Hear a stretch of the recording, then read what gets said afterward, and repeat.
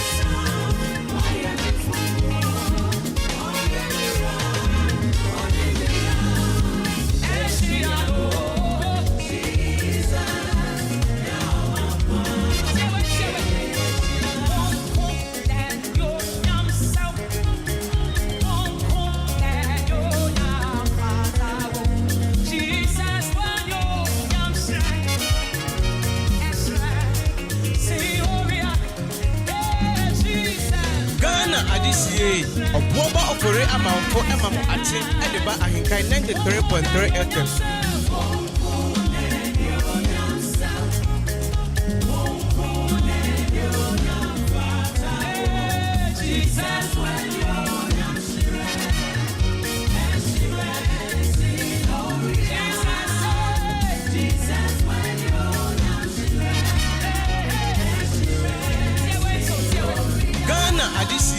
A Boba of Fore amount for Emma Atin at the back, I can 93.3 FM.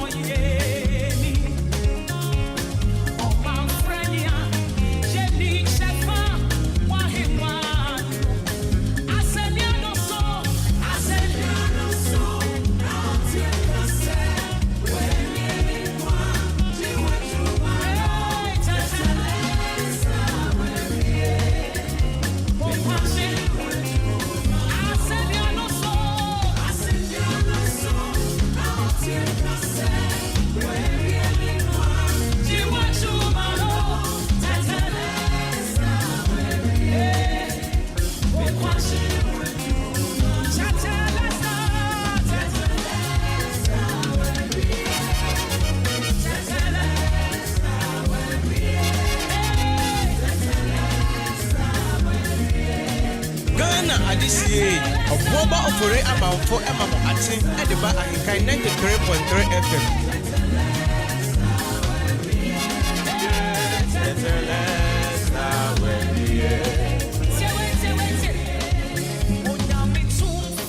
Oshaya soda, Watamanke, Sinubaya, Oba Tampa, Okaya Famu, Mayenya, Unyami Tumpo, Oshaya soda, Watamanke, Sinubaya, Oba Tampa, Okaya Famu, Mayenya, Oba Tampa, Okaya Famu, Ghana Alicia, a Boba of Fore amount for Emma Atin at the back, I can 93.3 FM. Maso, yes, you maso, Amba,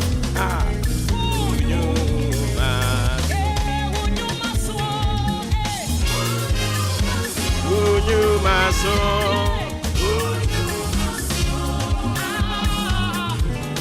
You maso ampa maso you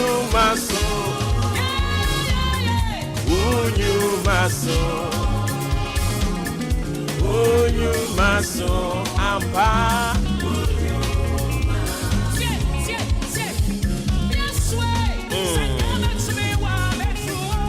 Yes, you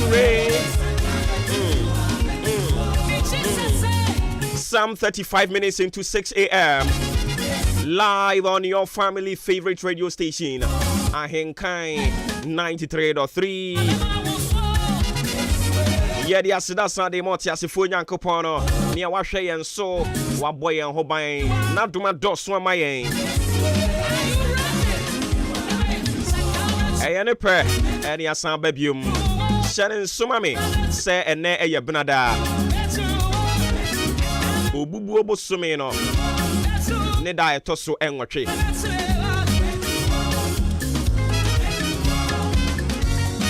Still in the year of our Lord 2022. Matching any yesin konwa ye de bro. A free side break up him say anopa 10 ebebo. Eyano washanin so. Broadcasting live from our national studios here. Equia Frakoma. Precisely our Achim Abowabo. Ewiasia frane nyina betie bia na eye www.ahinkaifmonline.com. My TuneIn Modern Ghana Zeno Radio app. Ghana Waves app. Nyina ya making it so possible. Sebe bia wonam bia betimi atie yen.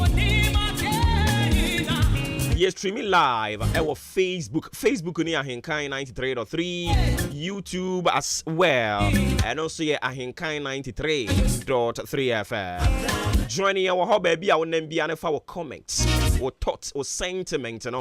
finding enough a good of my aim. Yeah, back in Kai, yeah, quite anymore.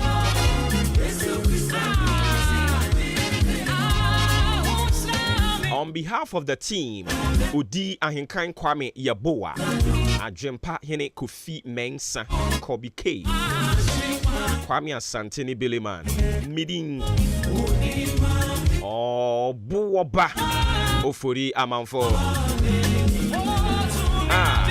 Utumia Dina, yeah. Oh, my wedding. Madinina, Ghana Adisiye, Oboma Ofore Amanfo Emamo Ate, Ediba Ahinkai 93.3 FM. Akamewu, Yesu Christa Duti Made Memo. Akamewu, Yesu Christa Duti Made Memo. Akamewu, Yesu Christa Duti Made Memo.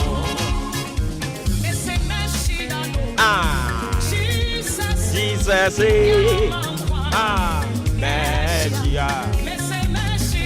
Messiah, Jesus, Yawamaka. Wase same, why am I for? Why am I on Emina? Jesus,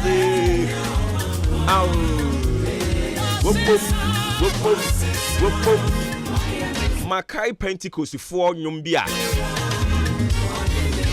Eye tete nyum pa. Na eye Pentecost tete for no. To say ye no no. And ye be kai sa nyum no. Osi meko Jesus ho medium rika meko ho o wonkwa. O wonkwa. Meko Jesus ho medium rika meko o wonkwa wodi be cheyenkwa. And then now my four Pentecost for abontimento. Almost na aje Pentecost yes you am stress so. Ade Jesus said you. Boop. And now anyum way. Woma frankane so woma soma enshrain. Woma frankane so woma soma enshrain. Inkunim wedi. Wom. Make I call Pentecost. I sorry down be mo. And I'm a command you way, so I feel when I have many said you made the bonny bino. Hey. Now, at the end, of course, we move Daniel Fritete at Impone home. Anna, them all the queer. Anyways,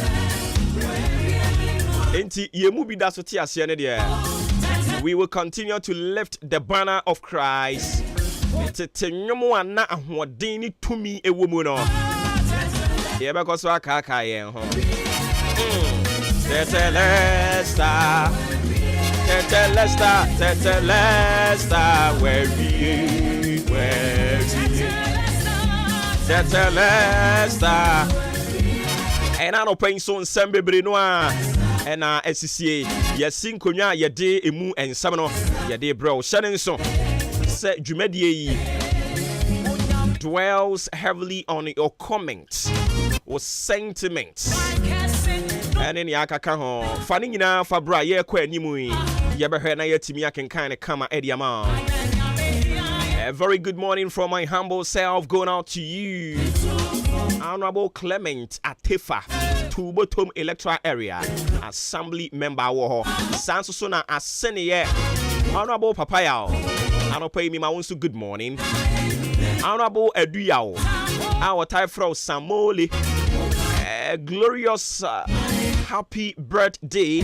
though belated, and call Mfamao. And I don't know, catching and say when you're 54. Let me see, hey, Honorable Samoli, when you're saying, I see 54. And I'm saying, why are dear?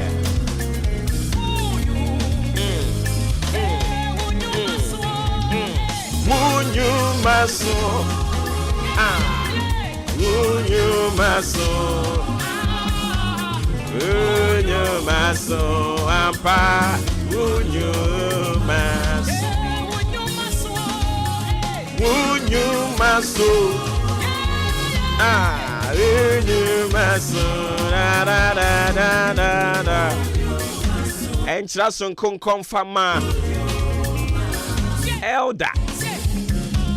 Ebenezer Sion, Elder Ebenezer Sion.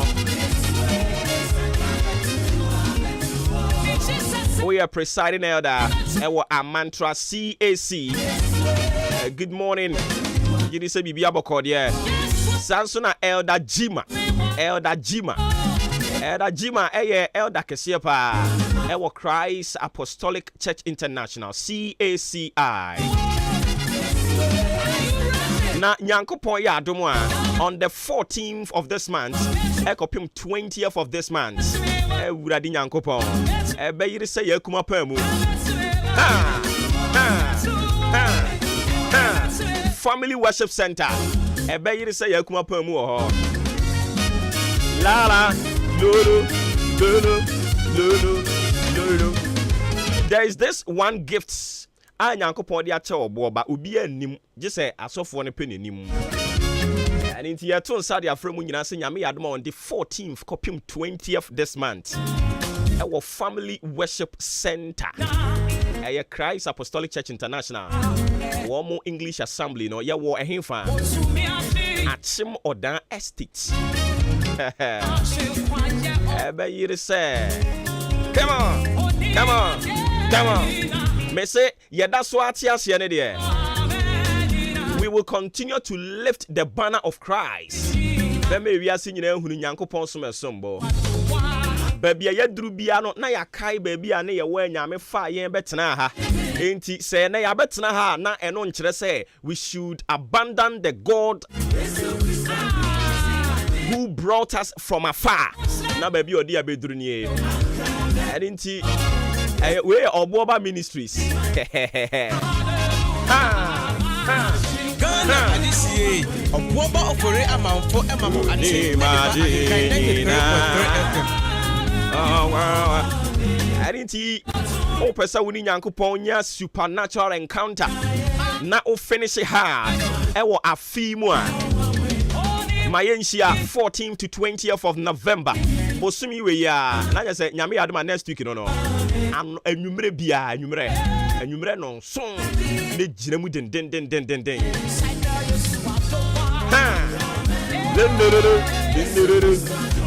Eda Jima, Etiala Woba. Sanso, Eda Siao, baby.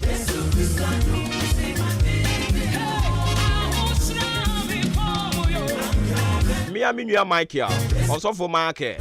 Also for market, ba. Ade, Jesus. Nyawa ma bo. Obu ba be siano. Wanya Jesus. Hey. Boom boom. Boom boom. Boom boom. Wasi same waye me fofro wa. Waye mira. Oni me na me siano. Jesus. Jesus. Jesus. Boom boom. Boom boom. Boom boom. Wasi same. Obu basi. Anemena Jesus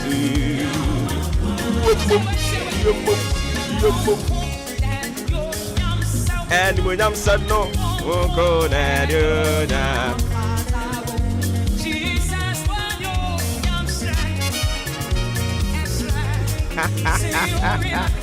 oh Jesus Adwa Roberta Bibia wakọ de 14 to 20 for no Adwa Roberta me to nsafro me say ebeyire say yakuma pamu ebeyire say yakuma pamu Nyankopon be nyame na bronsan be koso aye nako a oye gaga keke batoboa obeto nsuom made of mama fa wi mo brese na bi sakọ ne da mu nyina fanto aso fama hyene nso se dwumadi ne din de maache me din nsesa ye yakuma na obo ba ofori amanfo Ewi mbabra ni say the si etie ene da mu nyina wo kire se awia no ene ebebo pa eni nti se wa hye ne nso a anopai se ne awia no ayi ni ti ntentem no o kire se o wadwuma ye ne eni nti awia no ene ebebo pa awia ne bebo ama ono ankasa ne ho aba no ne mom ye koduru anwumre be mu a apuema ntem me ayahodo bie ni nsuo ne begugu eni nti ya no wa hye ne nso e de ama me ewie mbobra se ne besi akọ ne da mu ni na me de ama wo no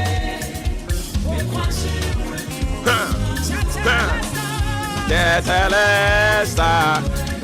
Ueviye Nengade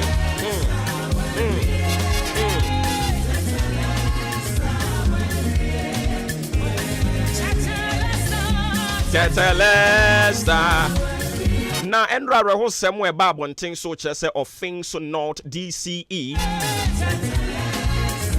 Openi efra ne ntoma e woni tintin mu Asagro another chief inspector Bismarck Day yes otwahwe ye onu su twahwe ye ne no ano no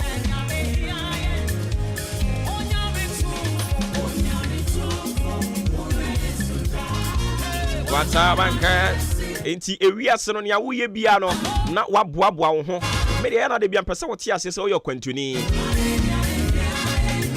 odi se wotirim se me yo kwantuni a wo ya adwuma ne kakra na wakai ofra nyame afra wo no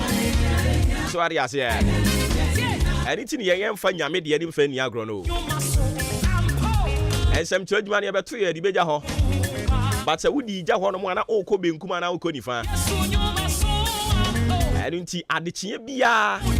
da bia ye frɛ no ene no e wo se wote ase se wo ye okwantuni anunti ototo ne ma se ampa we me ye okwantuni menyo ho se politician a wono de ote akonwa so na adwene se wiase nyina ene dia but na ne wura free ne ho se ne a omankwa ne a ogye ebiri bia opemu no ono ne ote asefo nyankropon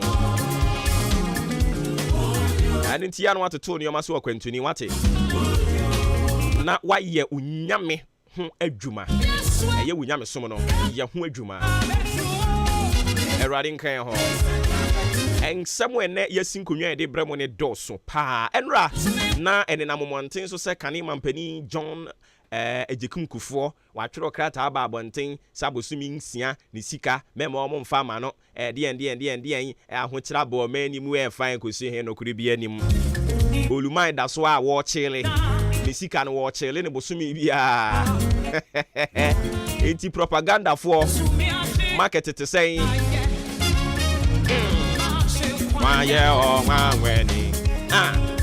ode maji na mame Sarah Adwoasafo waba Ghana waba Ghana na mami waba ya no ye feel senka ne accent na ebesesa afi kura na wahyem kina eni akwanya bi obenya bia. I want to thank you for this opportunity and I'm say swala pa enti wo beka di na sen Ghana no waba no Ghana de oba o accent na te sen kura ebesei enti wana mo de opportunity na ne kura ne sen eh kura yimu se bedwo wo ne made one more day agbenina boom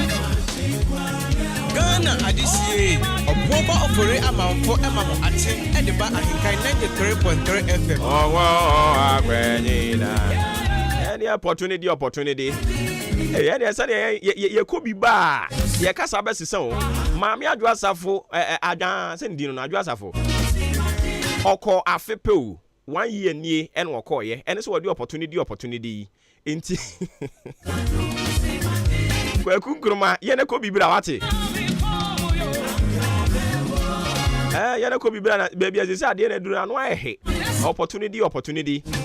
I want to thank you for this opportunity. I want to continue to tell you that I have come as your MP. Hey, Adwoasafo bekum nipa Ghana ha.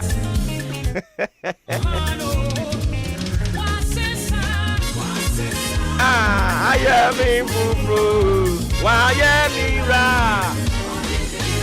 Missy Messiano. Jesus. Whoop whoop. Whoop whoop. Whoop whoop. Whoop whoop. Messiano. Jesus. Afi yanko nyame asem no so enra ne yebeka kire wo se na watwi asem obofo kronkron ba ye wode ba ye eyetiawa o se na mo de modwen bone ananse modwen bone e de mame nanso asafo awurade de wodwen papa momo de nkeka mo nko a nanka afi enkwa awie ye no nanka me de me nse egumiti adan a yese ade ye ya to no ni amomo dwen fa me hono no I'll say but as for you ye thought evil against me. You thought evil. What dream bonny? Edify me, huh? Nanso rade die. Or dream papa defy me, huh? A rade die. I'm dream what dream for me, honey say. Or the me back where you papa. I dream radia dream for me, honey say. And near my papa, what can't family who you know say a mere mua and ya dear me. Me friati as a first see so. Now so a young mumu ni pay dear. Hey, a bit with the or bobadin nam. Droso what the number I'm using myself at the example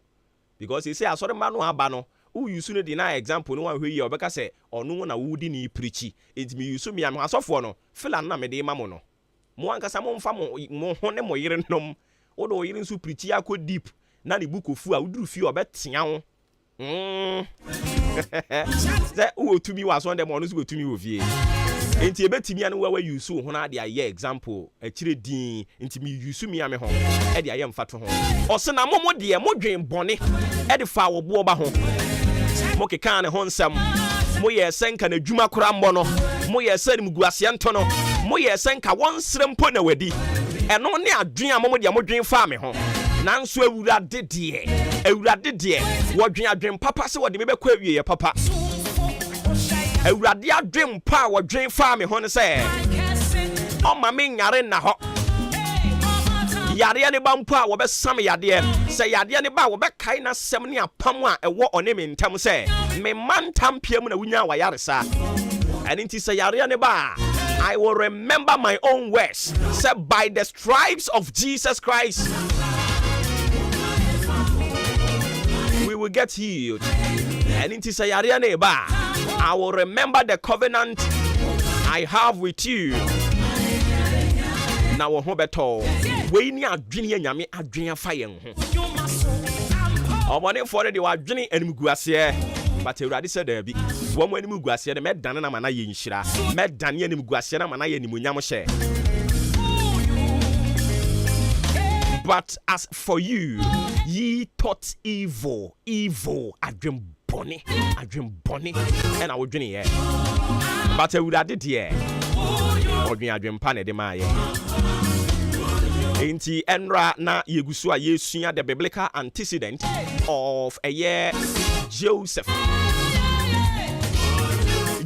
so daye na ono de ne say oh waso daye me nuanom nete me nuanom me no mo nte bone me nuanom mahuru so mo ye mpanimfo nche me ya abofra e na maso daye na maka say me de me sacredity mitinu say bra ye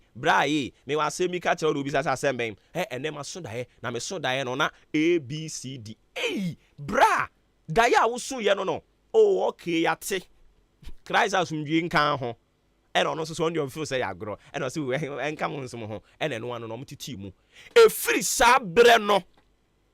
ni nuanu mu hunu say daya wo mu nua keto aso na onu nya wo mu gidie. Listen, when yankrofo bi mu gidie akwakosusu asem bi ho akere wo mo when yankrofo bi hu gidie ama ebema no obeka kire wo say obeware wo no onu wo akodi ho nkomo say anka wo mommoa wo na nka chusu kala bi mpo anka wo mommoa wo na chusu atade a wo be hye omommoa wo na chusu made of honor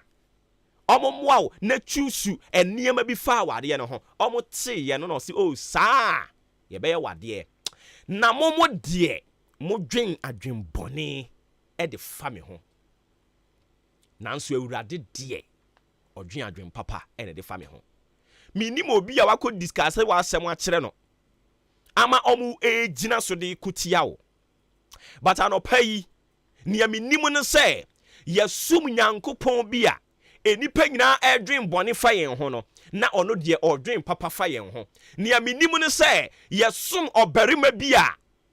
adwen bone ekotwi bo brema yen nipa bedwen afa yen ho no ono Ewurade ne fa na wadane no wasiesie no na wade ayen hyira. Ni aminim ne say yasum Nyankopon bi a enipa nyina ayi ne totene ne enipa nyina ka say wei yede ne ye bibia enye ye konkwanya sia kura na ye mfre no minim say say Nyankopon no e na otumi ma David eso ena no no si David ye ofri ena no no si David de e wo Israel asase so no yede ne ye hwe enye ye adwene enipa bi dwen fa David ho no nanso Ewurade say ono na wo pe no eno ni adwen na Ewurade adwen fa David ho eni nti ye yi ne to kyene tie so obi ka kire wo say David ayama ne kokkohwe nwan ne so no na e ya adwen pa ene ye de ma no say ne ya adwen fa no so mfa kokkohwe nwan so ano oboa. His own people thought evil against him,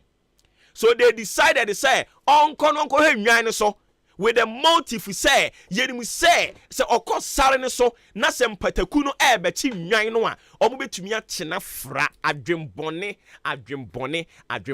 na tie won adwenbone de ma David say yemfa David nkọ sare ne so na onkonko nwan no na enya adwenpa o tie sometimes no yetimi jai position bi ma o enya adwenpa ne agade ama o ye jai position ne de ama ne ahwede obeye. Sometimes yetimi ema promotion bi promotion na de ma o nya adwen paso na de ma o ye hwe de awobeye. But anopa yi Ewurade ma adwen a David yankasa abusuafo adwen fa ne ho no omo kan se onko sare ne so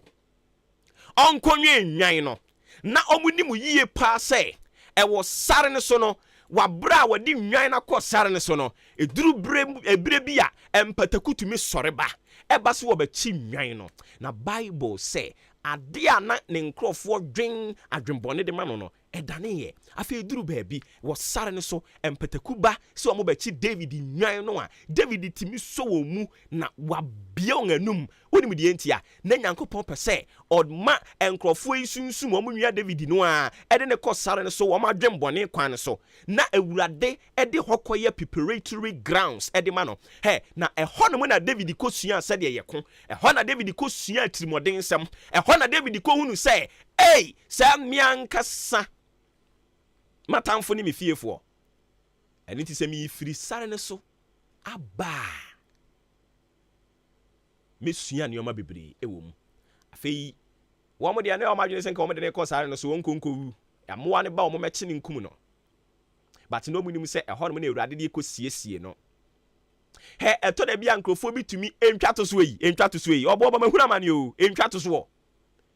ne ewudi mo ho hwe ne akyekyere ne apam na taade kaba ne siri ne de ahyew na ne wayɛ pɛpɛpɛpɛpɛ afei dia ɔmo nim ne sɛ wɔn piapia wutwa to so no na afei ade no adane wobɛte ɔmo sa adane ayɛ den adane adwembɔne no adane afei ayɛ ne muonyam hyɛ ɔmo ba w'anim ana afei ɔmo ankasa san suro David nuanom adwen adwembɔne de fa ne ho sɛ yɛde ne kɔ srɛ ne so yɛnim sɛ srɛ ne so de ofiri te se wɔno no sɛ mpataku de ba ɔmo tɛ sɛ ɔmo bɛwe na bobɔ ne dompem but ne no mu nim ne sɛ Awurade de ne kɔ hɔ sɛ onkonkosua deɛ onkosua sɛ ne yɛ ne mpataku akɛse ankasa ko onkosua sɛ ne yɛ ne mpataku bi a wɔm sɔre tie nyame adwuma enko ɛne nti ɔkɔ hɔ kosua sɛ ne yɛ ne mpataku ko ɛne nti ɔba yɛ ɔba behunu David no ohunu David te sɛ ayi atafire bi wɔ n'anim na otumi bekum David ɛma otumi bekum Goliath ɛma ɛnɛ David abɛka Bible mu ama enipa nyina ewu wiase ka ne ho asɛm nanso so na ne nnuana mo nwa adwen papa mfa ne ho ɛsrɛ ne so na mo de ne koe no ma mfa na nko sa mpampa so nko hwe nwan yo but David duru hɔ no the story turned afei di oyɛ ne sɛ ɔwɔ sare ne so a enipa nyina yi ne to kyene no ɔhyɛaseɛ sɛ ɔto nwoma ma Awurade ɛne nti Bible sɛ David to nwom bebree nti David nwom to no ɛsare ne so na bebree no ahyɛaseɛ o Dada mebo mi sem kuda osa bury me David mebo mi sem kuda ɛhɔ no mo na David nwom bebree no ahyɛaseɛ free ye me say na ɔmo de ɔmo dwen adwembɔne ɛde fa yɛn ho na Awurade de ɔdwen adwen papa Awurade bɛkɔ so adwen ho adwen papa ɔmo nso bɛkɔ so adwen ho adwembɔne na abribia Awurade bɛdane no na ɔmo adwembɔne no ɛbɛyɛ nhyira ɛde ama wo Kristo asomdwe nka wo ho na dom no somma wo na te aseɛ sɛ ne ayɛ keka nyina wo wɔ adwuma yɛ wɔ mu sɛ wo do nsa hyɛ odamiri fa mu a obi bɛbɔ odua ebenyaw ebekun na mmom sɛ wo yɛ wafa mu dia ɔmo bɛbɔ odua ɛbɛdane akɔn so ɔmo bɛdwa adwembɔne ɛbɛdane akɔn so wo dia ne sɛ koso atene Awurade no nwuna na se na yɛ ne nasɛm no hyɛw yɛ wafa mu die na gyaade aka ne ma Awurade na te aseɛ sɛ ɔyɛ agye Nyankopɔn ɔyɛ ɔba Nyankopɔn ɔyɛ honhom kronkron Nyankopɔn hwɛ ɛyire so kyere so wɔ abrabɔ yi mu sɛ den wo Awurade ongu w'anim aseda ubedi adanse ni bi Awurade nka ho na adam no so mfa ma yɛ de sports ɛtoa so ɔmo wie a yɛbɛsana ba na afei yɛde aka nyinaa ɛde atoatoa so de ama wo ɔfrɛ wo Michael Ampoma sanso so ɛna Bright Kwasi Nyaako mu nyinaa mo South Brim Ura Bank Limited ɛwɔ akyemachi ase mema mu nyinaa good morning yɛkɔba yɛde aka etoa so Abozeke Sports Jagum. This is the moment we're waiting for. Ladies and gentlemen, it's sports time!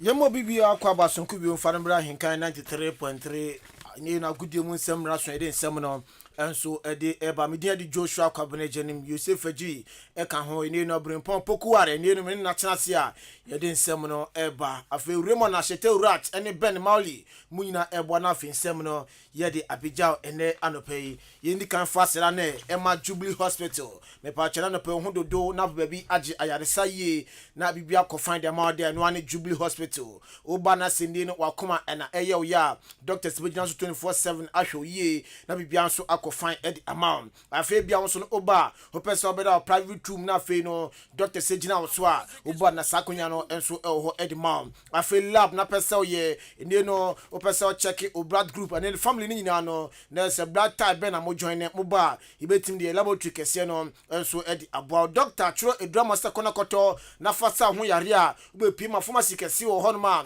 eduro bia o pato bia no bunya bi ato na bibia so akofan edi amount antenatal care any postnatal care hodima ema mafo afro na fe ema na ma wo wie no we postnatal care no wa wo wie na pesa check akola ni weight induane a ondi inso no betia boa na pom di no so no etim agina brand dia be pm na yemboa o sa ekwan no so afre theater ho mo pesa me surgery operation no so no mombra na fe yemfa no so enkommoa afre pesa otwa scan ehun se bia akra no da yem no so your ba so your bema nende no odayi na so nda ye prostate na ache pesa otwa scan ehun se nende no esi akoya be pem yakache na fe yemfa ye ultrasound any ECG scan no enso efamboa wo sa ekwan no eso afre yare bi ache usro se no bedi nkomo ede ache wadanfo usro se bedi nkomo ede ache obusani bia be piemu na afre cancer unit no enso enkommoa o sa ekwan no so afre wani ina eye oya wo hwa ade a unhuni ye ade benwa unhu ewo chenso a unhu Africa osi afrifa da bi we no anhwa na eja yare a na se untimi ensa be piemu na fe yamboa na bibia so enkofa enfama efira no pa bia no nkyerɛkyerɛ akoso edma diabetes and hypertension for no induane amundi afe insu amonom ene induamono betimi abona sayare wano so no enso etimi etuaira sa oba na se kom na de wodi ayiwani kanti question meduane a opa to bia no wonya bi enso ato o yakache insurance enso de yebeje se private ene se government no odi ba yebeje na yahwoyi uhwe chi akwanya odan aboabo road ya so amantra bridge ne so honum ina obehuye fe number yi na fe koma ka we che nyina no oni endi number no 0244 575799 0244 575799 na 0241 784645 0241 784645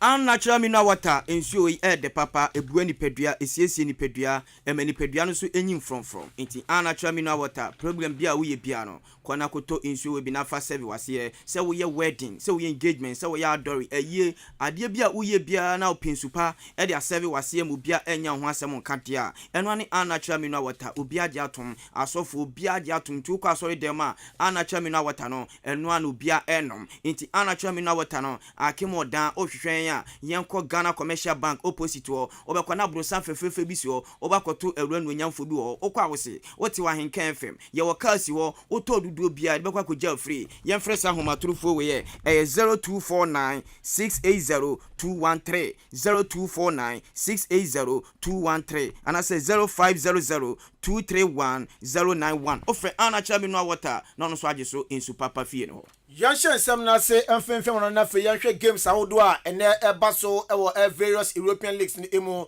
na kopiemu ewo Italian Calcio Serie A na match day 14 midweek no enso eba so nya de kotoa ene 2 games na eba so Napoli ene Empoli e de ebo ni 5:30 Cremonese enso ene AC Milan enso e de bebo ni afe ochina na brebe na enso etimi aba so Lecce ni Atalanta Sassuolo ene AS Roma Fiorentina ene Bobo Kwandi ni Sarantina sanso na Inter Milan any Bologna Torino enso ne Sampdoria enso ebebo afe Tuesday and I said Thursday na games no so ebebe na enso tinya baso Hellas Verona enso ne Juventus bebo na afe Lazio so atena afe oni Monza e de aboni we games e baso midweek our Italian Serie A no emu yanko the German Bundesliga na jese wurama nyame adoma ne ene wochina Monday 14 no e baso na say ene tie Wolfsburg e tonsa e frɛ Borussia Dortmund no mo e dia bom Bayern Munich boboko no e tonsa e da frɛ Werder Bremen no mo dia yantam so Bochum e tonsa e da frɛ Borussia Mönchengladbach no mo dia yantam so Stuttgart e tonsa e da frɛ Hertha Berlin no mo dia bom nyame odom sina FC Cologne e tonsa e da frɛ Bayer Leverkusen Eintracht Frankfurt e sunta e da frɛ TSG Hoffenheim afɛ Schalke 04 e ba tonsa da frɛ Mainz 05 no mo dia yantam so afɛ Union Berlin e ba tonsa e da frɛ Augsburg no mo e dia bom afɛ La Liga Santander no so no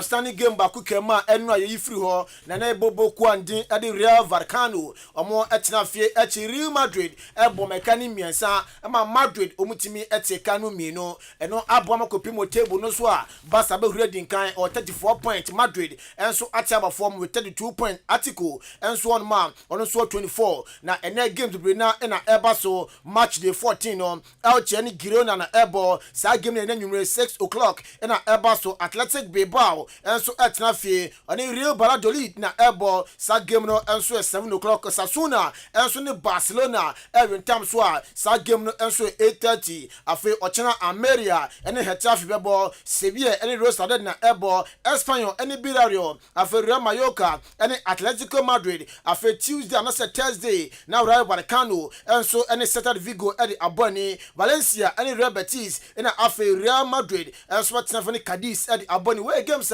ene so eba so La Liga Santander no emu Yanko Brazil enra ene ebeka chaw se papa friend Titi Brazil national team coach ade ni 26-man squad odi piemu ewo mundie FIFA World Cup ewo kata ponten so no odi beba ponten na no papa friend Titi odi 1 hour 30 minutes ene chese den ade present ni squad no eba ponten na hwe ni 26-man squad na masa anu odi na hwe Brazil players kra na papa friend Titi amfa na nka squad no kra eno kra no eyadimu na hwe ni strikers na mami hyase emfe free strikers no abate fa no na chese Pedro ukrom ewo Flamingo eho eno ya tonsa edi afra no enso ewo hono afi Rodrigo Madrid okobi awurama Brantford Gabriel Martinelli Arsenal ono so ko Richarlison ewo Tottenham Hotspur ono so ko Rafinha Esia Kanema FC Barcelona oko Anthony Manchester United ono so ko Gabriel Jesus Arsenal ono so ewuram Vinicius Junior uramu Madrid eho eno ena afi Neymar enso Esia Kanema Paris Saint-Germain Brazil om strikers na omde ba no afi uramu midfielders na say ne Casemiro Esia Kan adema Manchester United okobi afi Fabio uramu Liverpool ono so eba Brantford Bruno Chelsea Gumaresi uramu ewo Newcastle ono so eba afi Fred Manchester United ono ba Lucas Paqueta West Ham ono so eba ena Brantford Everton Roberto uramu ewo ono so ewo Flamingo ono so eba binti Brazil we ni squad omde ba na ko mu defenders na enu de ehu yie pa enya asem ketwa enso ho Brantford Danilo uramu Juventus ono so ba Daniel Alves uramu Opamasa ono so eba Alessandro ewo Juventus ono so ba Thiago Silva ewo Chelsea ono so ba Marquinhos ewo Paris Saint-Germain ono so eba Eder Militao uramu Madrid ono so ba ena Brantford Bremer uramu Juventus ono so ba Alisson Becker Liverpool ono so ba ena fi Ederson na is a Brazil squad no kwabra yem crash me to bra we Brazil squad no me ba no Ghana bibia be fan amaye na akopiemu Man City nso a reporter Eban Senkofo no omosom kekon bibia bomu no na esi ade a omanya mfaso 42 million pounds eni sika na ese commercially boboku an City fo se omo anya na omo keka nyina bomu no abrante ne Eribro Haaland sika omikoto ne fi boboku an Dortmund baye no enka ho Samson Kevin Phillips sika no enka ho tom bia bomu no omo so nya mfaso 42 million pounds bibia so ekoye ede ama boboku an de Man City na Arsenal the Gunners papa fa Mikel Arteta o si General Stone e say Arsenal for team per 1-2 plus B ebe she bobokonum omo wuramu Lille Metropole Brantford Jonathan Davis abrante no mo hwe se nyamedma General no omo de Brantford na is Jonathan Davis no eba be piemu ewo Arsenal the Gunners na fe obebo Arsenal na EPO no Arsenal for so etimi age yonko piemu Vicente Abubakar kache abrante osina kan edema Cameroon national team no wakasa kakra ede afa Mohamed Salah ho o se abrante na ewiasina ebondi se ball no de Salah enimbo goals no onimhye o so no Vicente Abubakar de Salah obobo bia ono ne performance no dan di no enso nani impress no ono ohubo bia Mohamed Salah ebo na akonya Mohamed Salah enya ne se wabo big team afi kopiemu a goals no so no otimi bogumpa na ono nko nya big team aba na ka Mohamed Salah eye obeye abroso nti ono Mohamed Salah performance ne de ono Vicente Abubakar enso nani yanko Madrid ni abrante fa no Karim Mustafa Benzema na onu se Benzema enche Ballon d'Or ono na penifo bona baso se enkoma no na de metete se nyame ade mafia de bay abrante no ewuram e Olympique Lyon unsa abrante fa Benzema ofi Lyon and Johnny Madrid boboko no efia de bay ordina award no e kwa kwachi Olympique Lyon players no enti nyame adoma na se Benzema fans mutemu e France no nyame ade mafia de bay abrante no be touch down e France na fi ewuram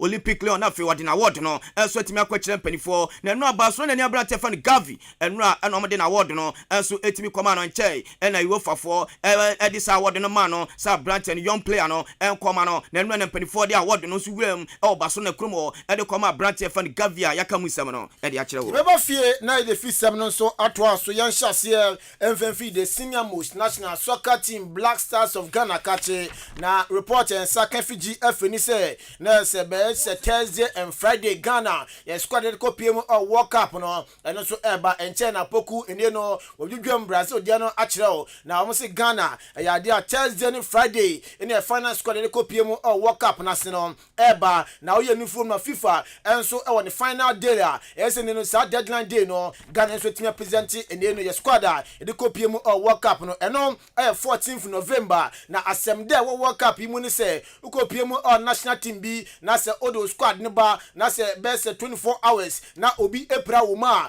to the game no utim sanso sa na bibia enso etimi akofan edi amao wo sa aye squad ne sensem ya mo no uko PM na se Ghana International na nyina hwe nim sa brante no wa be kana bibia so etimi akoye edi ama Ghana ya brante ne Steven Kofi Ambroso reporter yensa e kan se abrante no na se Saturday no bobo ku ande Karusa ne tima obo omni hosting care edi aboni na bobo ku ande edi Karusa FC fo no omulusu 4-1 amane na abrante ande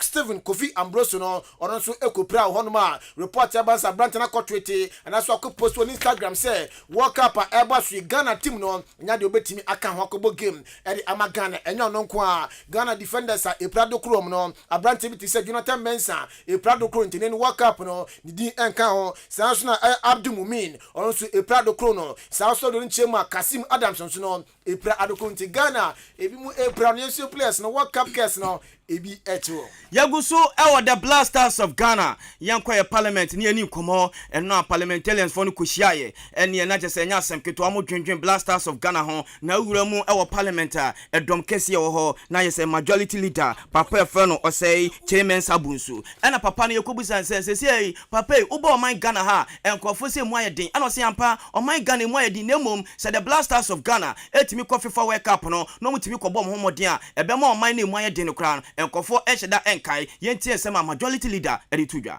The emphasis and the focus should be on the Black Stars. We wish them well, and we hope that the minister responsible for sports, in the fullness of time, will come and give us a good story, which will cause all of us to smile. The country, we all admit, is not in the best of shapes. However, if the Black Stars are able to deliver and perform well, they will bring excitement to Ghana. That is what we want to hear and indeed see.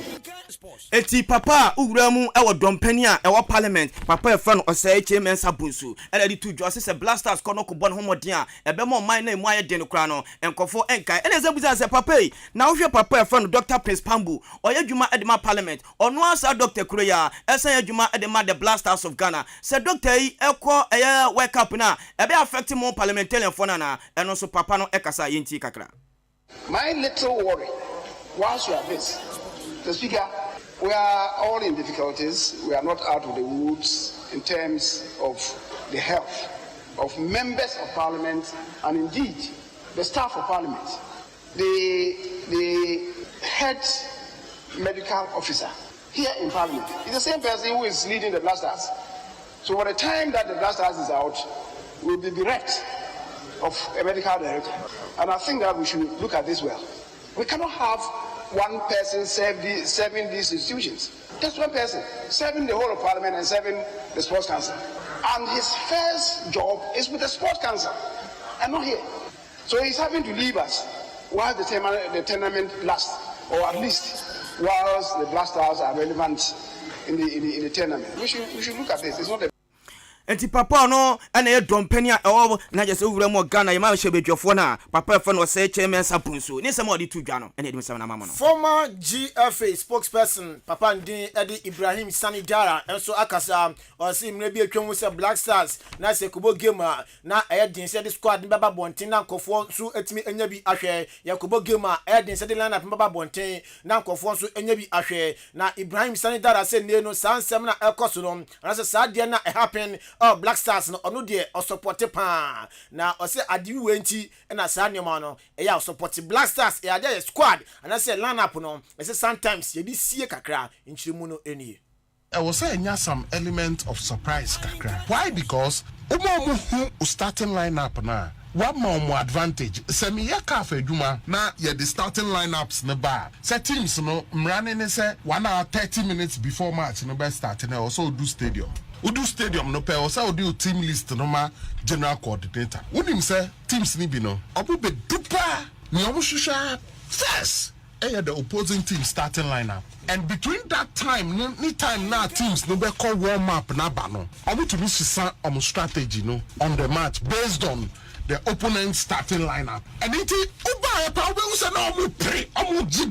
ding. Odi call a panom there two who come there mu panom there two computers. No mu then no. Ube say omu the formation na television ni say formation ni ebe yusu. But match no be starting omu yusu formation. Because based on starting lineup no, udi amane sesi ano just 1 hour before the match no. We analyze or the two computers so e dey to software so say ya we analyze what assistant information to meet strategy no. Imagine say udi sa opportunity na amano 2 weeks ahead. We kun kra wie obehwem ahye u players no baby a weaknesses no wo baby a strength no wo no na or the pros are to no a prevent you as part of football no. Enti wei ayania papa ndiandi Ibrahim Sandala Kaneno na okasa edema Ghana Football Association. Wabena obo masa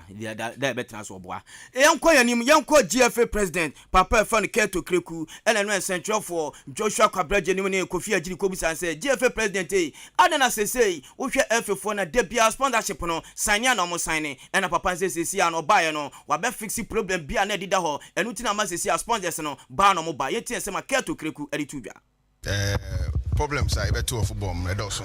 problems are football ninya enkwande nti say go so eyedwum na ye reposition what I call repositioning strategy no say so to make sure say we are delivering good football products to the consuming public. This is very important for me and for us football wejuma. And I think say once we continue in that pathway, a lot more good things will happen. GFA president papa fan Keto Kreku ni ebusan sesesi ano many ben and obetimi dia solve Ghana your problem say we football no so step by step nkakra Ghana enche ye beduru ho anu so yenche kakra. From the word go me can say you fix the fundamentals of the sport, the need areas, the challenged areas no ball no bejina e be take time. But say you take it boxes one after the other now, the sport would improve. And from the word go, me start to say you fix it. The very, very small challenges are facing our industry and now the football ecosystem. The end result perhaps is kakra yehui, but believe me, say gusuye jumano the way it should be, it will be much better than you are seeing. Okay, the whole idea is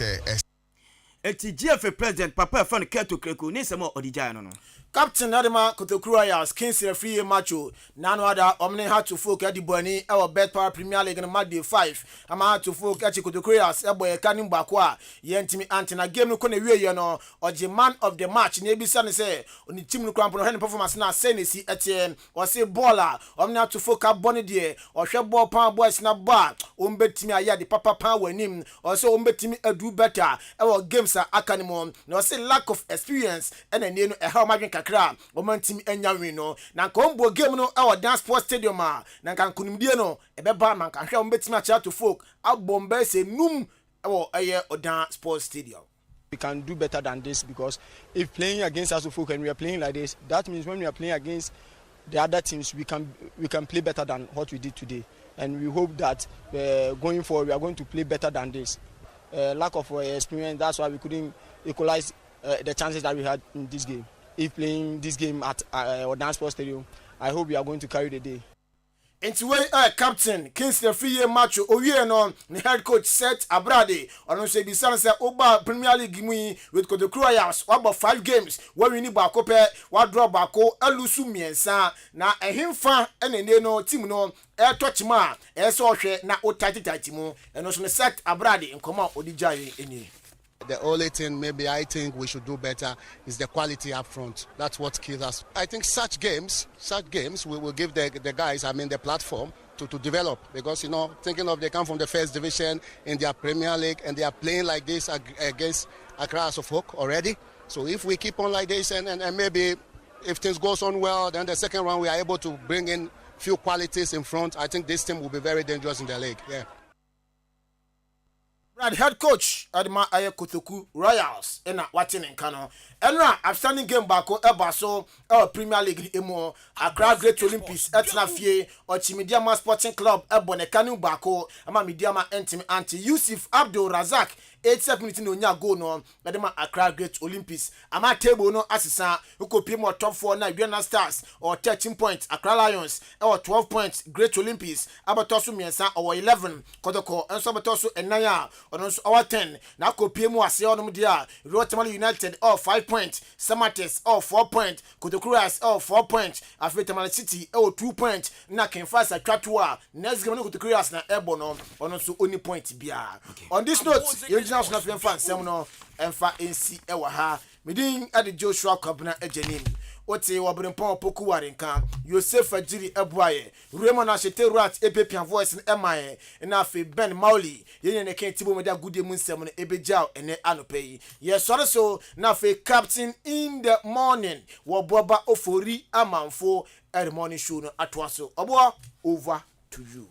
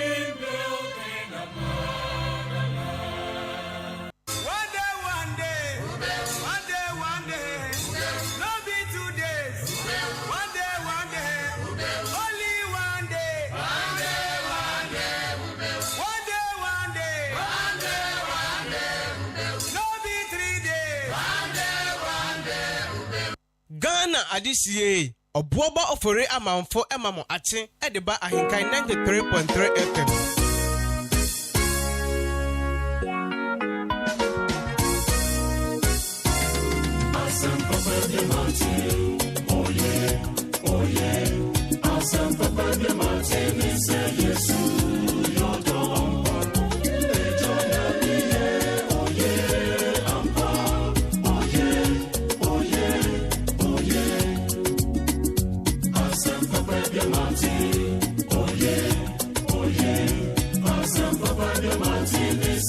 Ghana Adisie, Oboba Ofore Amamfo Emamo Ate, Ediba Ahinkai 93.3 FM.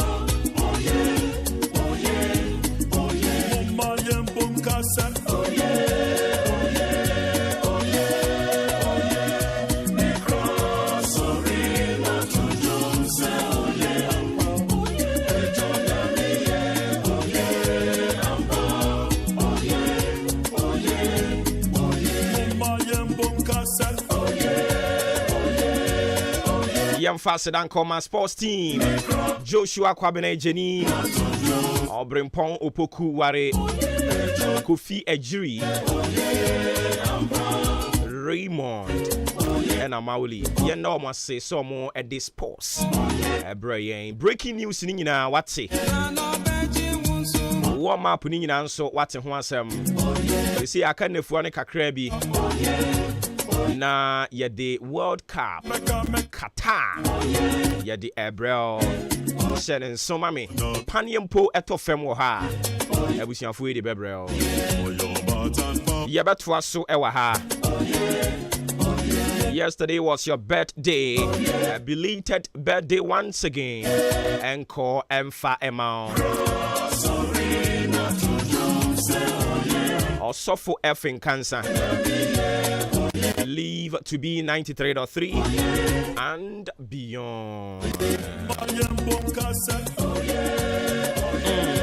Oh yeah, oh yeah. Make grass arena to me pacho Shannon so me say matching jumedie no edin.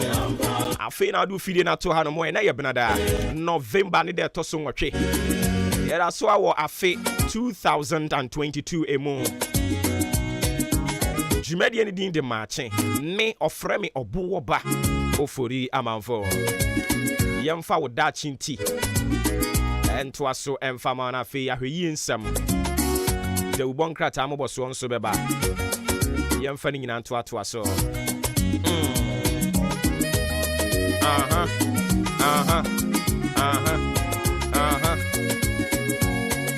Wo da chinti.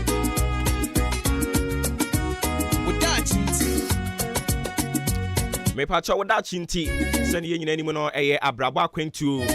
emu adesua ne ahweyi nsem eno na no pa bia ye sinkonwa ne de ama eboa yen ema ne ye no yenya ahoden ne achigina papa e de ye. Good morning and confirm kwajo manu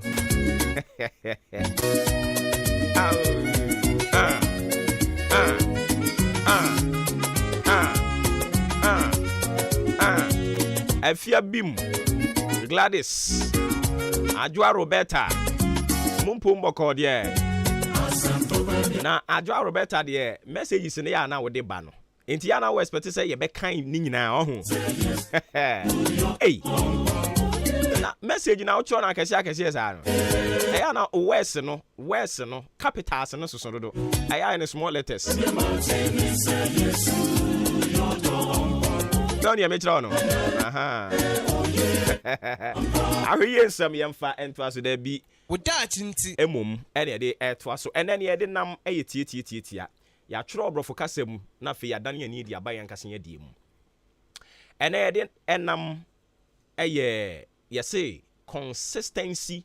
and sustainability are key inti yenda chinti ni ayeye bia no e wo say yete ase say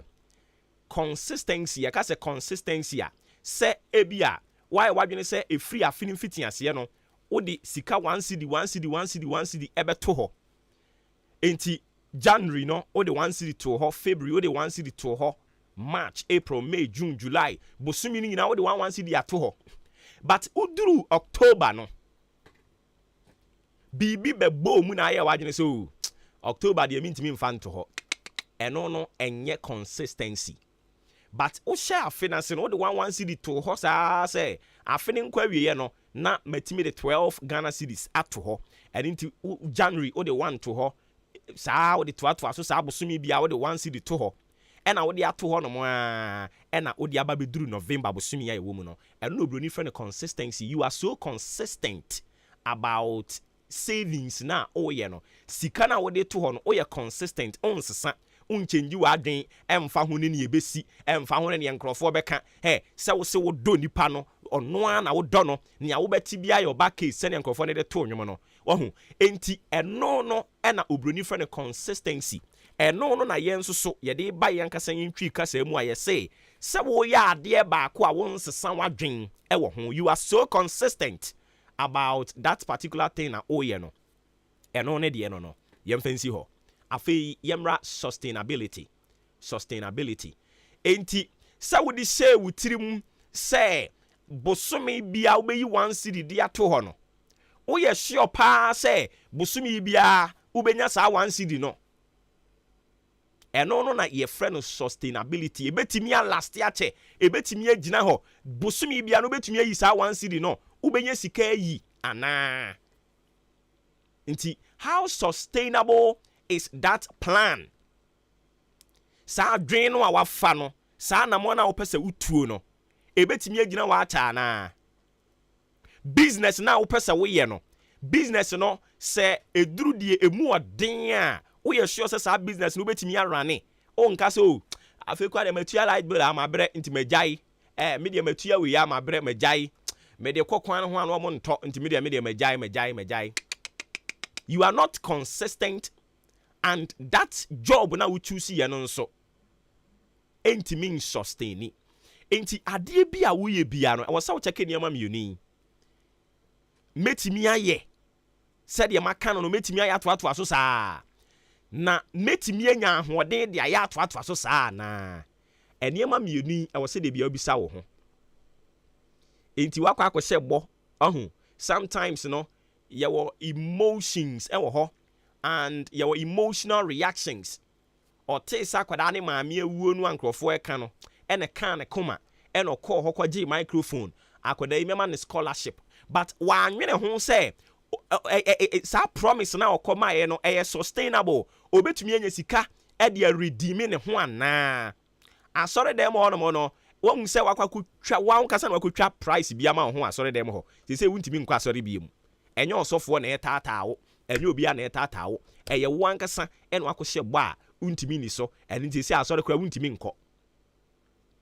enti niam mioni consistency and sustainability in life eye very key and fa ni agro ade bia wo pese wo ye ni bisa ho se menya sika na maye ni de bia ade bia wo pese wo ye ni bisa ho se ebetimi atoatoa so ana sa ni ma mioni oda chinti wo de part and parcel of you a ebe boa wo pa hye ne nso fo ma me oda chinti me da se no beji wunsu oye meka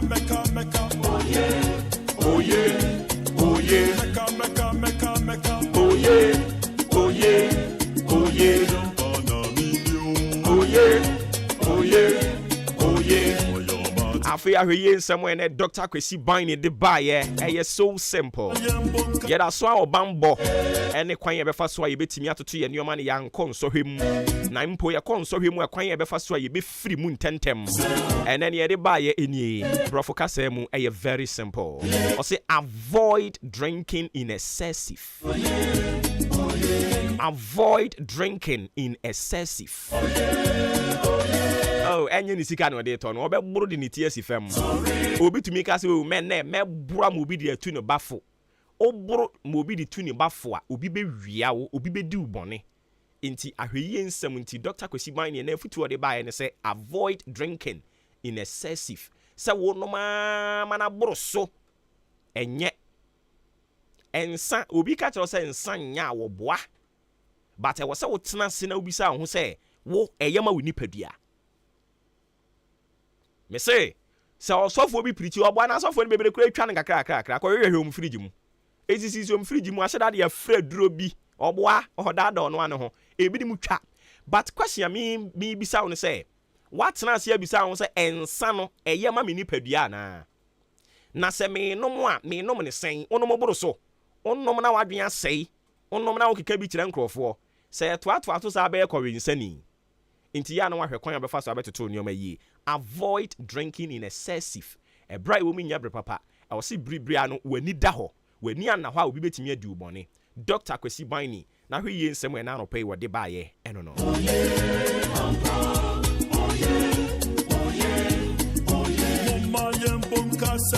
yeah oh yeah oh yeah oh yeah na abeto dwa say pre-tertiary teachers Omo konko chira de na omo nko omo abandon eye classrooms nationwide aden omo so omo ko strike aden eno ho nsem eda ha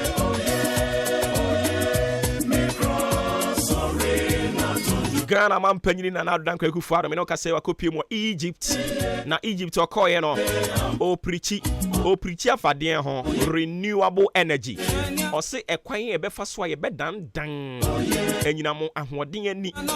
oho e wo se ye pe kwan foforo so enye tetetetete de no a yenim no sei awia kora yetimi nya ahoden ne afrim eye energy yetimi enya bi di frim enti a wo se ye nyina ya mo ya adwene kokwan e be fa so a ye benya ahoden de e de afri akwan ahoro soronko eso amampani akasa afa ho wa ha opuni e na ye kyese ne trial no opani di na ni asi judge bi so se da bi sa judge no de obekoso wa wo case ni mu a onye sure se case no ebeko ye piak e no makeka bi a kire eye MP4 ni nyina efade ho GSF capping e ho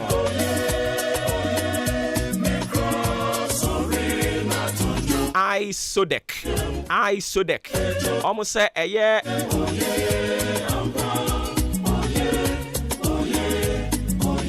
say yedika kwaji sika bi $650 billion na eno na Isodec for kire say omo aye hwehwemu bi dia fa ho na sa sika no eji ye na ne kwan ye ne na ne nam so no emu owere mo kakra na enra ne nam mframam se kane mampani John Ejikunkufo wa twero krata aba bonten se ne salary abosomi ensia memo omo mfa ma no maka kire se nya nokore o mampani dada John Ejikunkufo still a ne sika no oje ode chile kakra o reject saying na masa o reject he oje na de Maslock boss and so akasawa ha na MP owo Tolon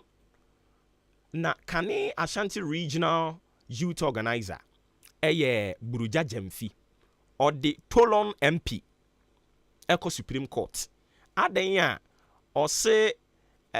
sa Tolon MP no ebirebi no oti Australia hono owo no emi so wode no hokọ fore niema bi na eye forgery en wasan ababedi mampani wababedi MP wo Ghana ha nti e wose yede ne kokogina mra no anim eno ensem etwagu ensem bebre no an etwagu yemfa de bon krata mo so no fanto aso ye wi a yede de aka nyina de bekeka ho de ama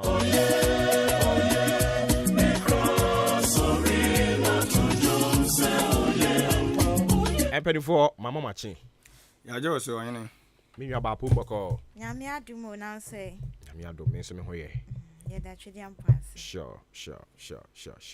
enti yantin sim ni yankomra ho minim se ndra mo nsum hu sa krata no eche se kane mampani John Ejikunkufo no wase ne sika no obo ambo Sandra mimi hu ya krata na nkasa no hwe ne se de se we se ya tro no a o mampe na tro gba yi krata emu afiri former president in office na ya tro no small letters Ghana kro ma tro no small letters na no wa na ya na hye da ya sa de no oh ya na ye plan na is it Kwesi Prata na hwan o mu bi obese so say propaganda entiano dia na obinya minimum po sa asema obi kan na wa nti wo de basa na de ne wu opani no ana o hye da kopa asem ama no ene Ghana fo bo sese kinofo mo kanisim keke ampeso mo kanisim keke ansa fo na wo se ya hwehwe wo mo ana mo yentimi hwehwe wo mo nti won o mo nyina wo se ya register yen numbers na nanti sa en se we no nyina ka ho bi nti register yen numbers no o ba te no obo sa kwa no de fast one fa omo awo ha no mo di fake news di ni na nam ayi Sani intina ya register ya na se WhatsApp untimi fan trace nti because WhatsApp dey obetimi dey na obi WhatsApp kra dey bio WhatsApp enti ya chiwo ni pakono na ya no ono be den na me say ya wo number ni nyaye no na da bio den ti na ya register yen numbers no. Oh, Sunny, I can the cyber some say cyber security or say. Cyber crime. Cyber crime. You go so ya register. And me just say ni pa bebre na register, but still na it's omo ya no mo register ya na. The BB say cause I just say register na emfaso be na ba so. Say te sana still I asan kan yen sagu yachi. Na yentimi nya ho hwe ya. Ya won krofo kra wo ye frew. Na ye tataaw. Pe usika age. Omo kra yentimi ntwesi wo mu. Sano de yen nyina yen register nwie ye. Ai. But dondo no register. Sika kan na ya no. E wo se yetimi di fa sa kwan no so. Akra ye kra yentimi nye. Na voters I no money details. I no money details. I no yentimi fan tracy. Omo ade we ya Ghana card ye dey well. Can you ntimo na ga. Can man pani o chele ni sika man nwene ne ho. O mbasa mo woni sim. Mo pesa mo woni sim sa ni. Akra zun ka bi se ma akra isi ono. Enkrofo sisi ankrofo dimirika de beye propaganda. Ai. Enti kan man pani JDM nso o ye ne de ye den. Na ye den. Sisa no busa. Oh, sa na ye den. Na ye den. Ai Ghana. Oh. Dio. Ana man pani na mu fa de dia mlai.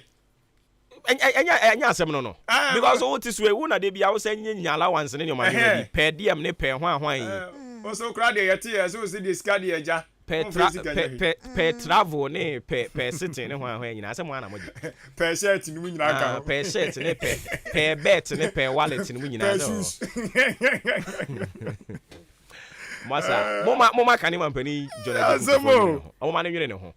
ana oluma akona ho medie mu a o fili ni sika kakra batata mo se da betro yi abeto so eni hwe he sabi ohun ya ni yam o se ninka sada mo bi onkomra asemu ya te Ghana di sima ma mu nyina mo achi ebiem esanso ema mo akwaba edeba amansa dia tum kasa fidie ahenkan 93.3 FM so yasin konyama me akua afra kuma Batampa Studios ani ebutuei na da boka ta wodo yensa aka ewo ma chidwumadie eso ene de ba besomwo eno na da boka ta de do so pa nyagoro wo akyerabia no so anopa no so abo apawsima no aduanan enso 7:47 am na mayankwai aduanu mienu ayasin kunya no ye me adwen pa hene kofi mensa adwen papa na papa endi wanum kan me ne ahofe achim police Mami Ekia Janewa. Afe yanko na eye most authoritative newspaper da Obakata no eye Ghanaian Times na GT odensema do de aba wose mpempem no ekasa die eye ade se akyerkyerefo amo ekyerade ewo eye fiti eye tokunkura tofi wani mu no kindergarten fo no mona de kopim senior high school mu no omo ne from say pre-tertiary teachers fo no ya chase isi amne okasisa akyerefo nyina atiatua wonum tifi omo so omo nkonko kyerem kura na de ewo Ghana fana ba bia adaya aban no ayi opanyini a ya friend say Dr. Eric Nkansa so ono enkohwe eye enwumasua no aso eye ne nkura bata ye Ghana Education Service wo onko ye opanyi kwakyerefo ho na omo say no pa de omo ntiase da emo opanyini ma ye adwuma ade ye opanyi omu ni say sebi kafracho ni nim de ewo nwumasua totoye mu no sabio ewo fom enduru said omo simi ehu no enu nti na akyerefo ate atua nte ho nsem da Obakatai enso ede abakata feto so du enwotwe ena watintim nsem no so people ede aguo na owie ye no ana sa obeka ya wo eye afimpinu ani du enwotwe emu March bosum da na to so eye aduonu enso March 27th 2018 eye yenuanom eye multimedia omo nsem twani ba akubia ne friend se eye Latif Idrisu owura no ade se woni basabasa bi kwo so apolice for kwachi NDC for one more deputy general secretary na owura Latif ye na aju so kwa cover nsem twerafu yi agi se wante obabo apini ho na okwa se dia okwa kotwa de ekoso wo dom no se de be ya e wo ba be bo hu dawuru ama ayetemamufo nso hu de ekoso no ene ya chese policefoɔ bi eso kɔtata na chese omo edi ni mpabro chese no ko wie ye na opanyin no chese ne fa ba bia prepare ne sa eno nam so bi ama sansem no multimedia for many bre pa chemisa policefoɔ nhwe ana se mpanfo nhwe no mpene pharmacy bre wo man fia yesin fie poli numu nie afe na asem no mpanfo so mo pese mo eka edi free ho no mo se de be ya owura na yebepa bu amade kakra de ama no no so tim de ahwe ne hafa tie wansa de boka tai enso edi aba owie ye no na wotem se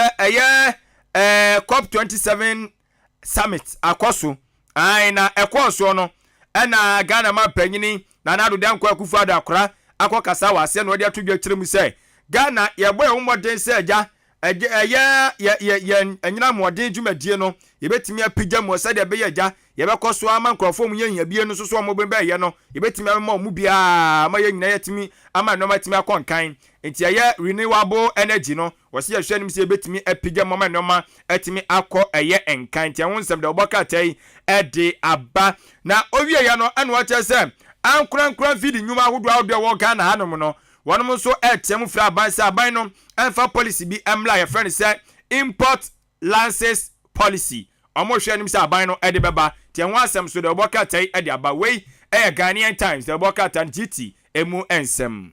Ebusia metuaso na Daily Guide ko wakrata ne yede etuaso ne nyisuo wase Ghana's favorite newspaper na ko wakrata idi aba no wade mampani na adedan kwa kufu adonimfo ni abetoa kwata fe toso miense ne ohwa mampani ani break asaba papa no kire mu se ana renewable energy ehu hia papa ani ahodin bia yenya every area ho afei enframa yetiminya bi free so crampo wana ni nyina da boa enyina mahoden empumtuo wasesa ahoden na hu hia ye papa wono aya nani suade hunu ba ko nani suade hu ehu ya ni ye papa pantini niama wotutu nyina wotutu esesa enyina mahoden anasa ahoden no ebetimi agina brane ko wakrata de hu sam atudwa sanso ana ayeye Dr. Kwabena Dufo ne na watwe etwemu wakasa ye adina ni suade hunu nyina datudwa ane niente wopese wochina esa frankatufo ma NDC amanyuko ni nyina wakamu nsem akoma na wakasa wie ye no na ko akrata edi abochem se NDC ekuo ni ma womani ate papa womaji atum esa Dr. Kwabena Dufo betimi aboa ma amanyuko ne tumpon wobetimi aboa tutu niama ye ntino womuso aboa gene so se waba aso oba begina sa frankatufo a woma pene so womre ko akrata edi hu sem atudwa na ko akrata kroya no wode aba no ochemu se Public Interest Accountability Committee wamuso ani abri ye ne woma tubi amane ayamra sebedwafo papa ni nyina da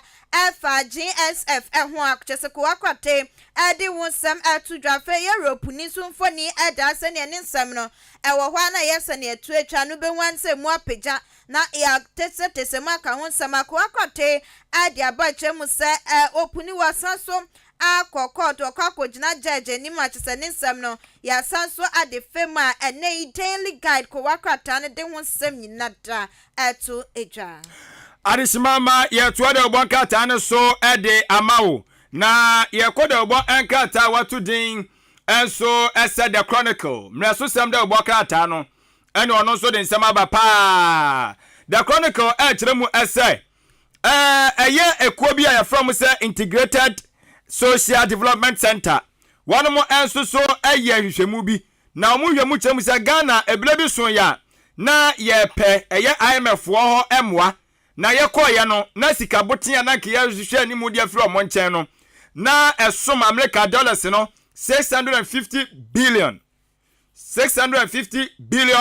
US dollars na ye pe na esanse na mu enna ho na ye ni nokore ewo ye nsemu onti ewi akire no IMF for emma ye ne 1.4 billion Ghana cedis US dollars mum kafra 1.4 billion US dollars and omode ma ye obi ye pe 650 billion no makoma 1.4 billion US dollars other cedi de na manum sa so yet Ghana mo salam di we ye convert ma cedi family yen enti wa chese se de we no so ekoye asisi ase ye pe 311 millions billion yi se yanka no kore na ya ma nneoma mu na wono ma be wi achi no de ehwehwe no ayemfo wono mfa mayen wanhwa na akofa house so e de aba enti no enso ya hwehwemu a aba beto eye edwantie wo se mo amoko no owura kinofori ata monka no kuro bi ewom bia kyerɛ wono mo wai na nya sa ebe wi achi ne aso be yese te ho asem the chronicle da bokata no enso e de aba na owieye no ana wo kyerɛ mu se na nado dan kwa kufu ade se na medical de ato anim no akora woni Ghana ha wotia de na chi kakra ogusu a edi kita ho se de be ye betimi aboa ama no matimi akọ eye enkanti opan de atodwa kyerɛ mu se ya nyira ma ode dwubadie ne de ade se na ni de kyire pa wo hwɛ se betimi adanda no mani ama no ma enso etimi akọ eye enkan eno so de obokatai edimu ensam ede aba na wo kyerɛ mu se ukopie mu enso ewo eye atifi eye atoye atifi mantam a Western North wo basabasa bi ekoso ewo inche na ochemu se wo eye Aren oman hene ade sinkrofo bi bomu tirimu po senka sabio ombe dini dem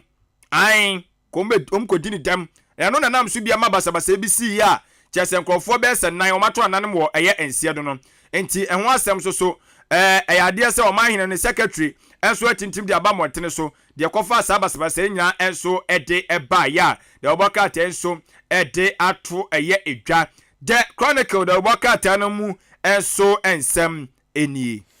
abusia ya to aso na the ankoko wakrata ana edwini so wo kyeremu sa won de bebi anokra ni wo bia no wo bekwa kofa aba wonsuro enti the anko de kanema mpani dada John Ejekum kufonfoni abetu akama na tawade aba no wochem se esansa wo man ni mu ayeden na amamo ya toba ha sikasam ensuso anwi ni sintinu mampani dada John Ejekum kufo chemu se na ketu ya bosome poli nsia enya ade a woje ni nyina da sasika no wamfa mo antutu ne ma yesi ne be amamo no esanso begina ne na eso ankoko wakrata de ho sem etudwa na ankoko ya no ode aba no wochem se okopie mu awo eye epoye mantema ene NDC amanyiko ni so kasawa ha yera Evans Owusuama Kwadwo Wak ana ekase ana wochem se NDC amanyiko wo mani abro sa break the eight na MPP for aka no se adaye so na sa adaye we sunya de ebebem efso wo mo ye den afimpinu ni aduonu nan NDC amanyiko ni na eba na wo mabas omo abetoto ne ma ye bebi a wo mu gya wo man Ghana si ya no wo mo sa ba beto aso di wo man no akobo sha sa asesu ntisa asem na MPP amanyiko ne kanaye bebi a wo ma kesi bia no wo mu nyai wo mu ntwa so fisanya de a ebemu ko wakrate ade ho sem nyina da etudwa na ko wakrate ade Maxlock Penny Enfoni Abaya Hajia Abibata Shani Mahama Zakaria Nimfoni Eda Hasena Mami Ekasa ana woche musa wano die wano no eneni swadi hunu nyina ye baako sene wo tutu na namo ni nyina ye baako sene bia eneni swadi hunu betimi abamu na ehhehye ya ahodro awo Emma Maxlock ni nyina nsusu etimi abamu ntini akukọ wo ekire de na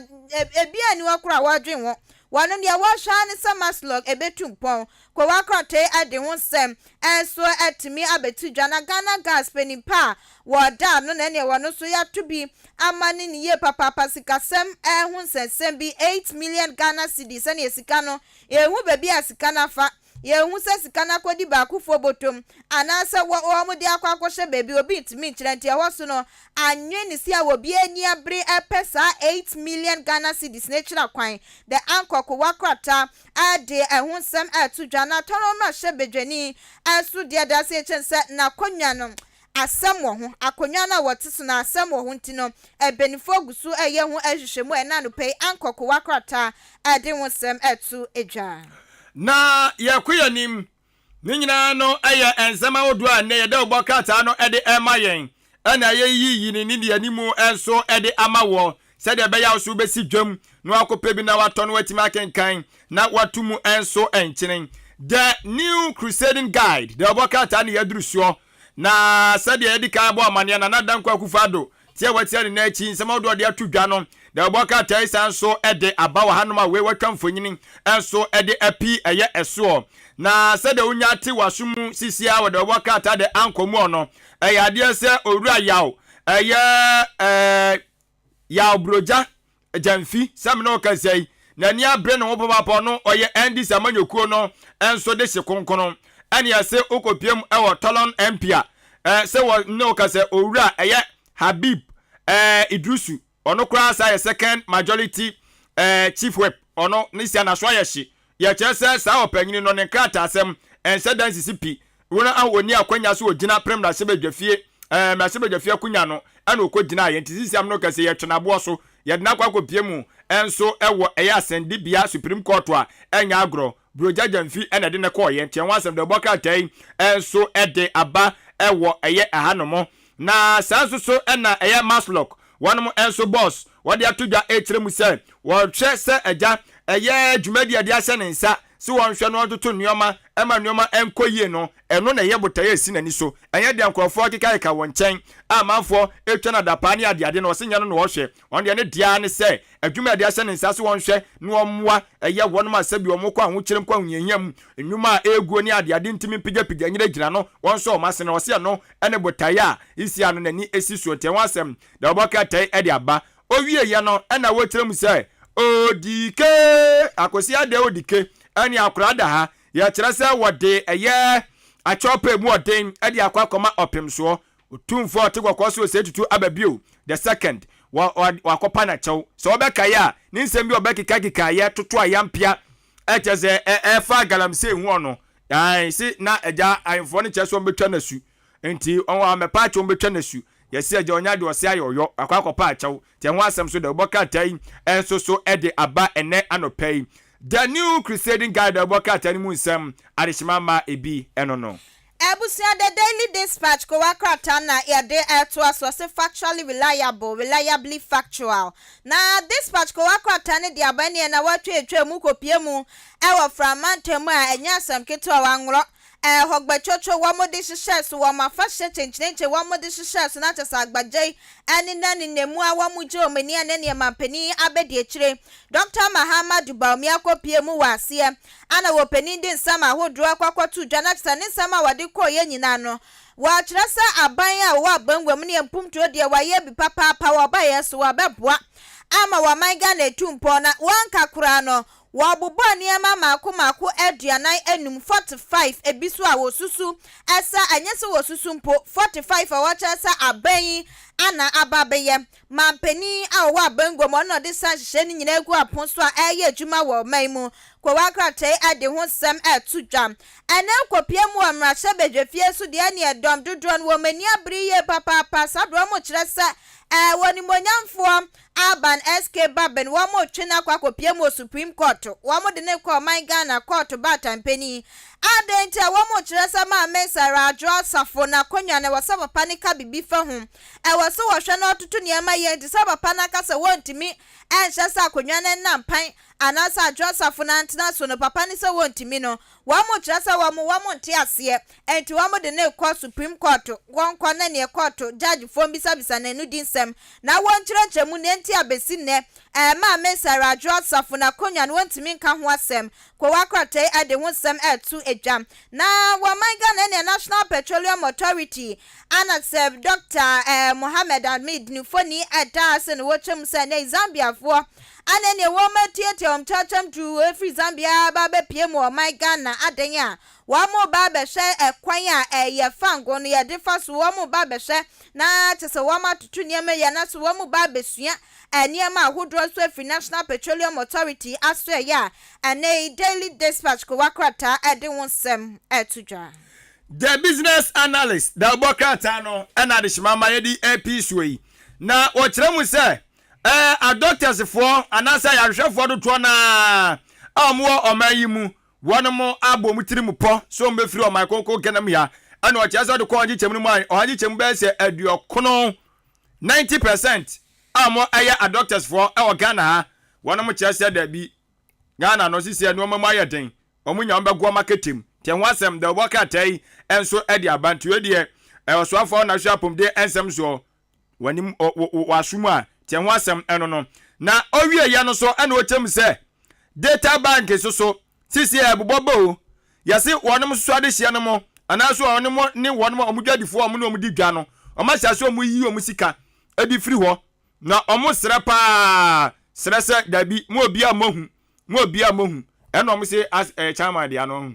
si data bank no mo say chairman dia no finance minister dia na it is ade akokɔ so no hwɛ atemamufo no bia bohu sese de amanfo atwoma no bia so mu twa papa na da pa no anhwɛ na bank na so bɛyɛ se enti amanfo asia so mu yi mu sika di firi hɔ eno mo sere mo mpanyufo de abeto dwechem say mo bia mohunu wa sika da won mu bia no ɛda hɔ no mɛda hɔ asomdwe mu obia mɛfa ne sanka nte ho asɛm ɛno no na sɛwonim ɛyɛ John Dumelo sinitwani no nimfo nya ba ha na sɛ wɔte sim sɛ agya wɔn so bɛyɛ amanwasɛm kakra yɛ waso wɛso agon hɔ ɛna ɔkɔgyina mu gidigidi anya agorɔ so antentam yɛde ne hwe wɔ sɛ tu na owie no ɔkyɛm sɛ agyaze si asosini no agu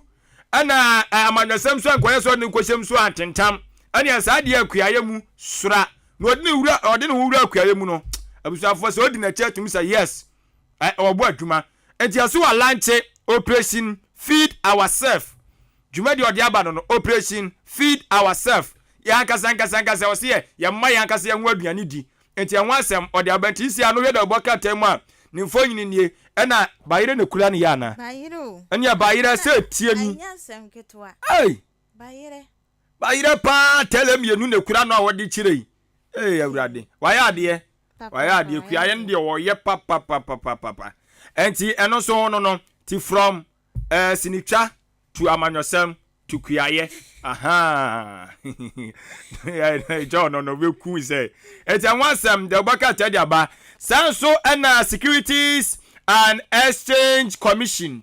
Ghana wanom so kyerɛ mu sɛ ɛyɛ market operators for no so nhwɛ sɛ ɛgya wɔn so dwumadi mu edididi no wɔn betimi ama bibia toto akwa mu sɛ de bɛyɛ yɛn nyina betimi abo ade hyɛ no wɔn mu sika bɛsi enwuma mu so ɛwɔ Ghana han mama yɛ so yɛtimi anya so mfa so investors for no betimi abo wɔn so ho ɛban tɛ wɔn nsɛm so de bɔka tɛn ɛde about the business analyst de bɔka tɛn mu nsɛm Abusia da Meridian ko wakrata na ejuni soi na Meridian di mampeni na adedan kwa akufado mfoni abeto ne ho nsɛm ɛwɔ krata fa etoso mienu ɛne edu ɛba ko sane ɛwɔkasa ahoɔden anasa nyina mahoɔden a yenya free ewia ensuo ne mframa wo bɛbɔ ho ban no ko wakrata de ho nsɛm ahodo na ɛso atudwa saso ana ko wakrata kyerɛ sɛ ɛhɔgbɛtwotwo akɔso wɔ anwura mframa ntemi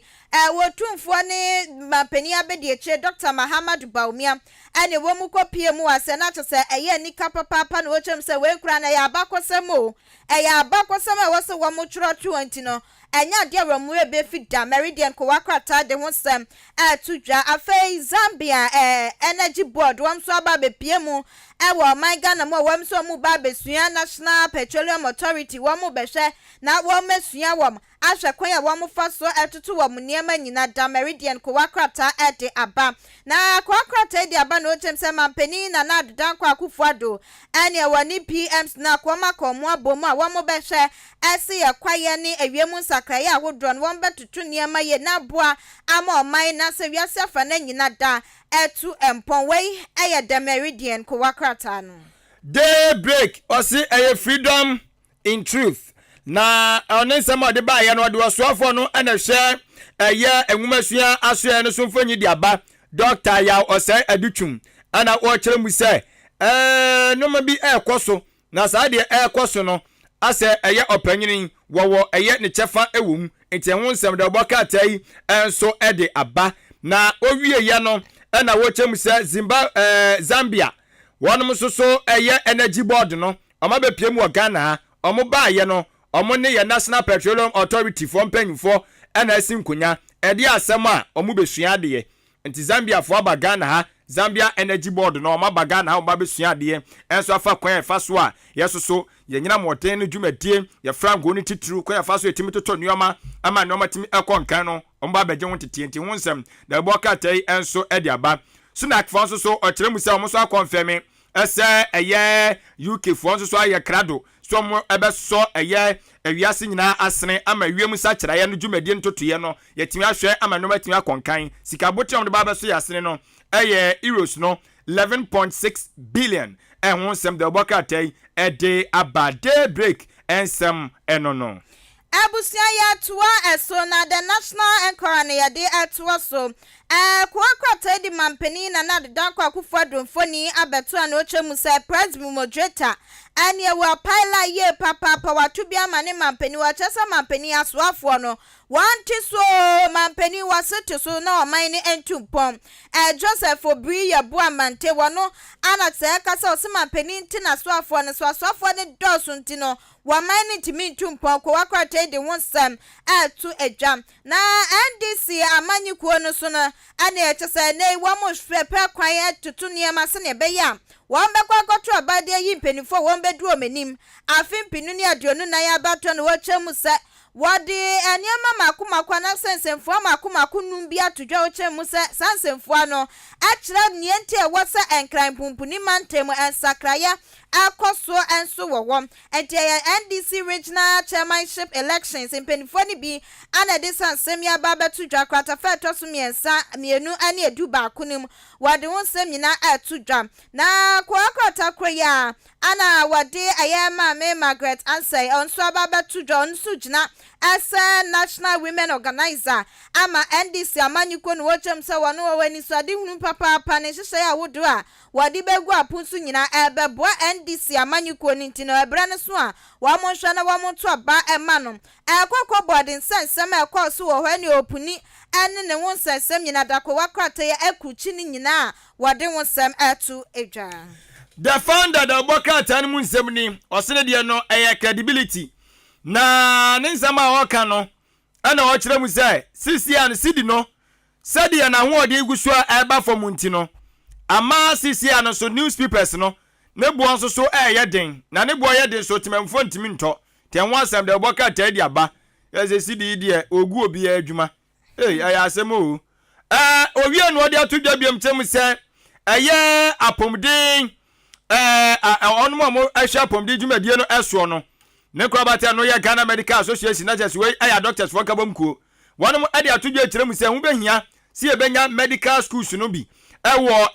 mantamu bia mantam akomakodu ensia no omo sira ban se kwonhwe na medical schools no wosisi bi ewo mantabiam na entimi enso emwa ena de oboka tai ede aba ne nsam enkaye no dodo na no edika brobro so ewo de oboka ta hodo no mu so edada we the founder de oboka ta no mu ensem Abusianu pay area ko wakrata mo botso na ye the Business and Financial Times ko wakrata no ana ewie na ko wakrata di aba no wa kire se ewo man mu nko ano aniama ye kra efra man hudro mu di bo man mu no ani e de bia no yankotro kra na tsenya $400 million no ani e de ko kra niama hudro di bo man mu de bia o wo chemu se ha dwen papa a wode ehun sem nyina da etudwa na kwakota ya no de aba na ochese Ghana Alternative Market wa mo so kasa de hyehyɛ ya hodo egu aponso ane wa mo ane SMEs ahodo na na kyese ehia atoto ne ma se ne be betimi aboa ama wa munyuma sem so etumpom na ekuafo so ani abre wa ha ye papa chemu se sane oya bubro adokro wam ne nyina danam enhyehyɛ ya bia enkoso ye ntim abenhwɛ na wantutu ne niema ye wa makuayo hu hia no akoba ne sa wa musu kuafo no wa mo betom na ne omo adwodwo wam na adwuma na wa mo ye no wa manya nidie bi ade aye na Business and Financial Times ade ho sem nyina eto edwa yesi okay enti ma me so me na so wa hana fe ento aso na ma me Sarah Adwo Asafo waba o waba so kwa sorry kura Sunday nyankopon ya adom e na ye Tuesday ena ene so parliament be ko sitting enti ye hwese ene obekọ adwuma ana se onko adwuma na se eno omukoi there be parliament international Monday Tuesdays no mutinase parliament international Tuesday kopim Thursday ebia ekoba se putupuru nhia mu bi dia omutumi de Saturday ne Monday nyina aka ho putupuru nhia mu but almost sitting ankasankasa de Tuesday ekopim Friday Thursday na omo press omo nko sitting 2 days no adwenkyere moko na say 3 days o say 3 days there be 3 days Tuesday Wednesday Thursday okay 3 days okay into all pair na omo pen 2 days unye serious ade a petrol opeso mu yi ba ku free mu na keka ayi 2 pe ya afọ adwuma no na abekere de ope so wafọ na adwuma nso a ɛwɔ so ɔno so o man no condition of the service no ɛwɔ so o man bi na se no da ho dada na ho we say 3 sisi nso nneɛma bo kɔ soro so ati ase na wɔn ka wɔn kɔ ni nyina akora anka kyɛn wɔn wɔn kɔ Monday to Friday a anka kyɛn wɔn sɛ na da adwuma na kyerɛ fɔ wɔn kɔ adwuma from Monday to Tuesday ayi Monday to Friday kyerɛ fɔ nyɛ sɛ anom kɔ no wo ba adwuma Tuesday Ghana adwuma nya weekdays ne nyina kɔ ni nyina pɛpɛpɛ ɛde ade na wɔn kɔ ayi 3 days anti ɛno na ɛha wo no ana ɛha me paa na wi abɛga gyesi ama 2 days ade a petrol na kyerɛ fɔ no wɔn kɔ na wɔn kɔ kyerɛ ade no wɔn de wɔn nya ka na wɔn foro ɛne ɛyi onimonyamfo sei che mensa bu nsu sɛ menka nkyɛw sɛ deɛ wo ka no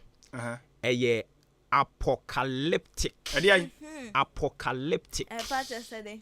o sɛ o patch said on kyerem bia ɔde ne nam no sɛ o kyerɛ wadwen sɛ yɛ ma ɔmo nkɔ sitin ɔsɛ ma ɔmo nkɔ sitin 2 days 2 pɛ no ɔsɛ saa ne yɛ akapot dabi abotrɛ ma me hwɛ me nkrataa mu deɛ tena hɔ ɔsɛ ɛyɛ apocalyptic yate ɛyɛ disastrous yate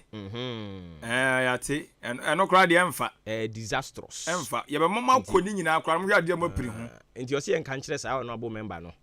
sɛ na adwenkyerɛ no ɔde baeɛ ne yɛ disastrous yate nti disastrous no ɛno no na ɛna saa 3 days so ɔmkɔ bi a ɔmo citizen wei wɔ hɔ citizen allowance citizen allowance ni nyinaa ka ho some citizen allowance ɔmo citizen allowance wɔ hɔ na ɔmo gye citizen allowance ya na ɛba committee levels no I that's it sɛ parliament ankasa adwuma no ɛnyɛ chamber hɔ na egyina wo plenary hɔ no deɛ ɔmo bɛkɔ hɔ no ma na ebi debate bi na ɔmo kɔ conclude so that's it but parliament adwuma na ankasa deɛ ɛyɛ committee no off the chamber nti committee levels no ɛna committee levels no betimi adwuma from Monday to Monday because committee no betimi share Sunday committee no betimi share Saturday anytime but sitting or chamber hɔ no ɛno na ɛyɛ Tuesday to Thursday nti ɛno no ho nhyehyɛ no but onimonyamfo sɛ kyɛ mensa bonsu sɛ yɛn kan kyerɛ opani ne sɛ adwenkyerɛ no deɛ wakyerɛ but ɔse ɛyɛ apocalyptic ɛno kora deɛ ɔmka sɛ ɔmɔgye atom kora nka ɛnyina yɛbɛkɔ hɔ nti ɔmɔntuo mafra ma yɛ akɔtena akɔkasa ɔse yɛn san kan kyerɛ minority no nso sɛ yɛwɔ president baako pɛ elected president no yɛ baako pɛ ade wɔn sɛ yɛ 2 sɛ ɔmo nka sɛ yɛ 2 but sɛ ne yɛ yɛ ano ɔmo nso pɛ sɛ ɔmo ma ɔmo former president nso bɛkasa bi te sɛ deɛ ɔno nso di adeɛ no ɛgyaboɔ na no ɔmo nso so ɛyɛ ɛdɔm ketewa no na no ɔnkasa ɛbrɛ dane okay ɛbrɛ dane anti adane a deɛ kɔɔyɛ no sɛ deɛ nsuo yɛ nsa na wia yɛ ɛne yɛka kyerɛ ɔmo so sɛ nsuo no bi wɔ hɔ no ma ɔtumi kasa kyerɛ no ma ni gya atɔ ɛne ɔmo boa nti ɔmo nti asɛ sɛ yɛwɔ elected president baako pɛ ɔno ane Nana Addo Dankwa Akufo-Addo obiara so nyi mfiri ne nsɛm ɔmo so nte aseɛ okay ɛne na pressure no bɛgɛte wɛsa mame last bebree na menkɔ ahoma no so yɛn big interviews no yɛhyɛ aseɛ na ɛna anɔpa yi yɛne owura Frederick Fokuo Yeboah ɔyɛ president Colleges of Education Non-Teaching Staff Association of Ghana. Yɛne ɔpani nkɔtwe nkɔmɔ. Ɔpani wotimi nkan FM so nneɛma kyɛn. Ɔpani. Na biribi abɔkɔ deɛ. Nyamenadom. Yɛde Awurade ase. Mo kyerɛ sɛ mo anum hyɛdeɛ bi a wɔsɛ yɛde ma mo welfare ɛho. Mo threaten demonstration anaasɛ strike. No korɛ saa nkyɛmu no ne sɛn. Ɛyɛ no korɛ. Ɛsan sɛ yɛne aban asi saa nneɛma num a yɛka ho nkonnwa na bi wɔ ha deɛ ɔpɛ sɛ ɔde mayɛ no yɛbɔ nye so ebi nso wɔ ha a wabu n'ani agu so a ɔmpɛ sɛ ɔbɛka ho asɛm biara ɛno na yɛne akyerɛkyerɛfoɔ nkabɔ mu kuo na ɛwɔ college mu no aka abɔ ho a yɛmpɛ sɛ mprama bɛfa yɛn ntɛm koraa na wɔanya ho adidi yɛn ho enti wei no welfare bɛn ho asɛm ne yɛka yi your condition of service for 2022. We need to be there. You say you do last quarter, no. so your condition of service I fire allowances I said 2022 no utuano 2021 de na no da so etuama yen so no hon krata sem na yen sign book ni aka say hu sika ne korampo no ye de be mamo na bi so ye me bi gina so for strike ye April bo so mi mu ho no ye first degree holders abano ji tum sam pa ba bi odo mato no nyanya ne ho ano no nti obedo ombetu yi yenkoti a odo mu person odo mu tuye no o say effective date no so next year April ejune ho ayenti ase ebi so ya fu allowance sa yehun se niam ko animu nti se yen ye ode ma yen no percentage of the university a what university mu a automatically no e say adjust no in term aye mekanza ne niam binuma ebine unit holding allowance aba na pese di otu enyina no pese wo withdraw na oye withdraw deduction na chese clearly no enema bibre wo hɔ no ma wase aban no hwɛ no wɔyɛ mamo but munyi ni enso so say more timing no is not right because as we speak ye nyina yinim say ye gyina IMF for cry ye pesika ye nim so mo de be man yen o so mo mfa man yen o na say mo di we be ka ho a say you are adding more insult to injury ana in fact timing no dey stop ye share negotiations no for 2022 na 2021 no okay yes afi me apemwa first degree issue ye cha 2018 ani apemwa nti nye dakora de na ye ka ho asem so nye dakora de ba ko ewu mu America ye all year run compensation ye pay for ba ho ye sister ye said you see the program is from 3-year to 4-year degree. We have not rushed for throughout this year. We course semester break from January up to November. We be breaking kitchen, a church, a library, we be in a home. So, SHS for you, see a compensative one. So we call now we by level, we call now we by level, we call now we by young woman. When I hear Casabano, at least on compensating, who say more break. You should be this. My young kind of year, you man. And my energy, the boy, my Ghana. But we now fear, no one years was soon be a. Yes, we have put being. Enti se obi kasa asem nso matena ase ache ade a ye 2022 as we speak we have less than 60 days na afi ankasa kra akwa awieye na afi na musu ako age ade a wo se nke ye de mamu dadaada ho a asem a maximum priority so obi kasa amane ne adwen ako ache no enye se aye din wo ho so if August 2021 ya cha ase no ya call home meetings and kasa one travel letters and the other things are now the attention na you go on separate ways teachers call mo there na you so your there you push your there let push almost go mo let push see you go say ya nka mo mu anya san you know we anya de mbo fi enti ya ba to you go kan ba ko pe ni ja to me come meetings I would do ya call me letters I would do ya trama won your condition of service one be bring but baby ya dread ye senka mo pene mo tiri mo ye wi afe ne preko na nke be ye areas na mo fight ya senka enu mo ye o dan se baby ya dread e ba sa anya ye mo frɛ no mo ho be kire won na dey was won tua also obetua fi 2023 in the areas baby ana me ka se ontua ontumi ntua afi de no edi nke eden yanka carry forward na be ya areas abai de odo ka eden you betua baby o se ono dia to mu se 2022 dia no tia nemu nye mintua ne sa bredia ke nemu 2022 commission of service was be sharp year tia effective 2023 it is a rate year ning is 2022 dia ne we twagu wontua otwagu na so otwagu ya mo na mo man no the basis ama watimi atwagu because ya sha finance 2022 more conditions of service mo intimi anya ho hwe baby ya bedru nie this is a man a trouble and the end. Say action I'm taking it now. We be amudi kind take in the previous I know be doing come all the time. Be a bunch any be doing come. Nti yenyanya yenantimi finalize no. Here soon we need to come to a mutual agreement on this one. But the Pima na why be agree. Enti mu ogide said this time around there more action am be taking no it will yield positive results. Yes. A bear you be pa. I see.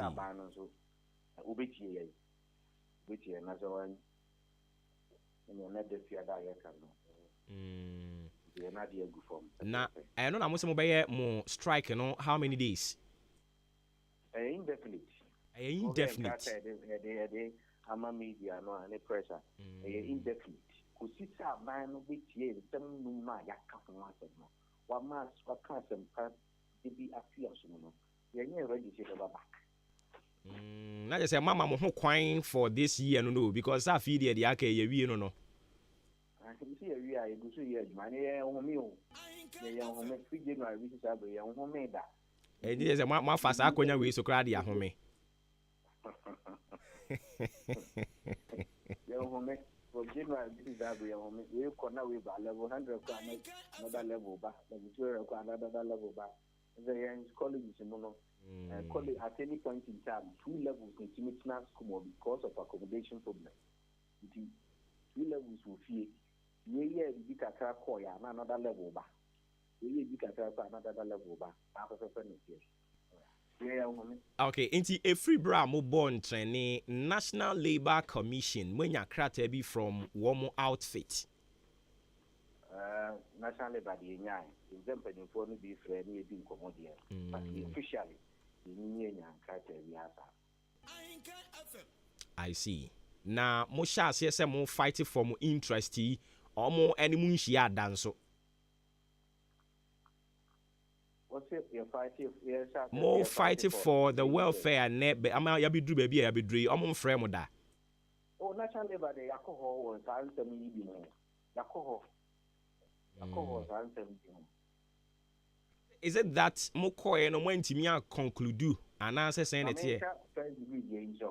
Why you National Labour Commission ana? Ni pushi ya ma omudi kata kwa motre kata say first degree no motre letter come pan and say on na untia mai. Na data omudi ahye no. Eno ne de ni ni no. Because you ko. But when ni omo date ne ho. I see. And si Yankopon ya adom a ochena na ehia ase na Friday. Friday, say who no character no. Friday. I see. Opani ma ye nase na ye nyina ye mfa mpa bonta akiri ye hwede ye bekosie. Enti ye ne hey Ghana ha. Ye ne president ede ema Colleges of Education Non-Teaching Staff Association of Ghana. Ura Frederick Fukuyaboa and a quatrin and Komono. Strike here and there. Na system minimum shares anate, but moon coswana moon keep faith with the government. Or yena femudie. A memu na better sa. Nanyama win who I hear say, then we granted Dawson. No more casado. No more kasa omo boso eno na ama sisi omo ho aye hin no but amamuo no truly enye better sa sabio wo de wo na o ma mienu kura na tifie ana de mo wo ye mpo wo na wo yire ana wo girlfriend mpo na tifie ahwese de tie na we o manage wo mamu enye better sa but we no no na o mu dwo manum o mo kan sem akese eno na ama omo ho aye hinne nti it's not like we don't understand the situation. We do. Ye nyina yeti ase but that as someone else we keep saying is say na yatim ase sa mamu ne nya bete no na wo no a yesu aboa wo no wo nso so usu do ho toto fom wo mamu su fa ho toto fom ne hu se wani abre na mabaye beja wa yie na yie no amabaye beja wo no wo momu na wubusuani da fam wo momu sun kakra na wasere usun kakra na wasere ya wo expect me say me nsu e wo sa wo sun do ho toto fam etinka yese amamu no e den na nka system ni mu aye den no na appointees na wasese omo bebre no na nka wo tete so na wo ye reshuffling no ohun na nka di gidie de bagana fu mu biom na adudi no aye kan ye no na nka ye hunu so mfaso na we dey work at system ni mu e den. We are in this together. Meanwhile, we are not in this together. You know it. Yes, we understand the situation. And yana me person say we see baby I den. If we see baby I mean two kwan ko Ghana na me wo. And you will lead us wa ha. And ehwe body na abai. Body ba makoko ebusu se tam. Koko ebusu se tam. Koko ya busu yi. Nanka ya pe kwan ye befa so we will store it into what chinabi body and ensan hunu bi mu ananka akwa kofa de esie ye no ye wo Ghana ha planting for food and jobs and penning for a Ministry of Trade and Industries ebe ka kire en say one region bia omo de store room e de beba ho store room na we he baby e be store nuane na we he enuani body na aproi na no ne adwadifu atirimodenfo yi a omotesi ohuriye mogya mpo mutirimu dai ejirejina bode ne so a yente so empowerment so bode ne na apro se chaka anka wei ye wo ayi be kwa bi ebetimi akipu no a nanka akipu ni nyina bode ne sha sese etwemu a nanka ye yi de bam kakran ene ye she yembo say ye the store room beba ye the hwan beba ewe henfa muka ya asem de bi be district ni nyina ewe he and yes we understand the situation at hand but the leaders are omo manage their affairs now no wo mu nsu omo ho ye yesu omo no omo mu nsu omo ho it's a fact ye nsrasra so ye be ka kire wo etinka ye beda be sore no oso okay Ghana for sei gidia ye wo ye sika semu no e kofem enti de me ye ne se me ankasa me wo faase o se me nwen mayi na firi ho ofoforo mra hey nanka gidia ba Ghana ha ebiem na de yes wo mani mu ayeden mu nyina bear with us nso no akatua amogye ne nsesa ye soro kwa na eko ministers yi cho omugum ye catch also omo adwuma wo say omo performing outstanding. When you keep talking like this na catch say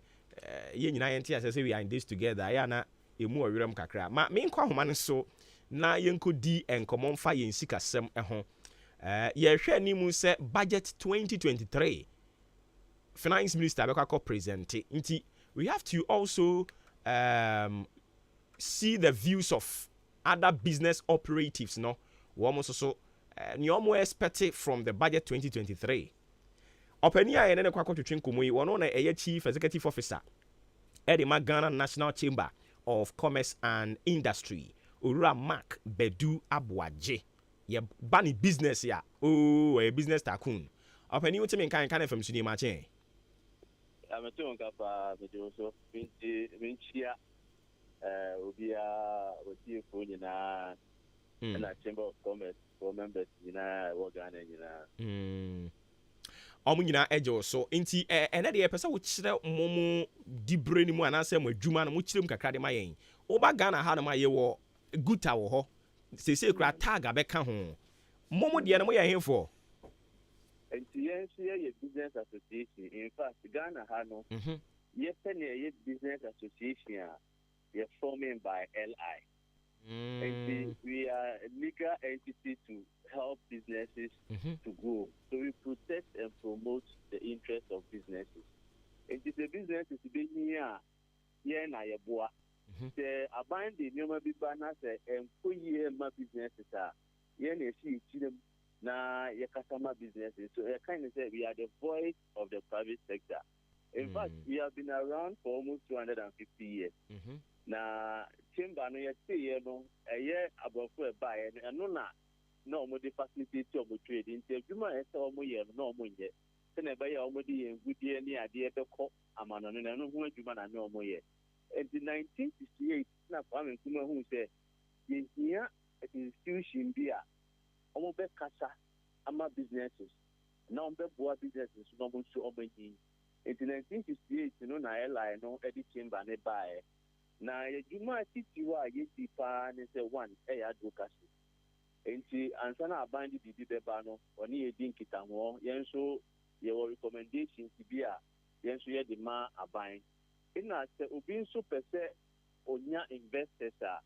yɛkɛti platform nti da biara no investors firi aburokyire ba na ɔmo ba a yɛn na organize Ghana businesses no na ɔmo hyia wɔn nti obi hu na ɔpɛ sɛ ɔne ɔyɛ adwuma no bi a adwuma no start mu a na ɔne obi akɔ joint venture financial partnership ɛna yɛyɛ trade fairs nso yɛpɛ sɛ yɛhu sɛ Ghana nneɛma no nso aburokyire ɔmo agye ato nti organize trade fairs a ɛkɔ aburokyire na Ghanafoɔ no nso akɔ showcase ɔmo nneɛma sɛnea ɛbɛyɛ obi nso pɛ bi a na ɔno nso atɔ yɛn nso yɛboa yɛkyɛni businesses obi wɔ hɔ ɔbisa ne sɛ dɛn na ohia ɔbɛkasa sika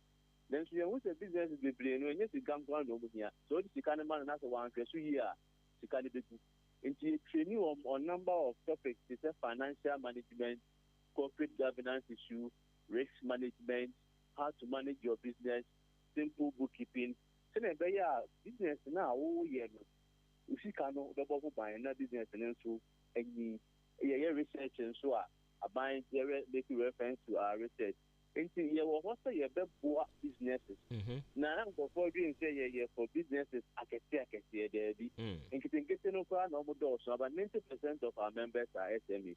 nti obi a ɔwɔ business biara a ɔpɛ sɛ ne business ne nyi no ɔpɛ sɛ ɔwɔ part of a business association no ɛbɛtumi adwene ne chamber no dwene no ɛnyɛ den koraa ɛno ansɛ wɔregister our business no wɔ register general department na wabɛka yɛn ho na yɛtumi aboa wo na aban nso de asɛm ba a yɛn nyinaa yɛka bɔ mu ne ano yɛ den a aban nso bɛtie yɛn na wɔayɛ ne yɛfa ma yɛn.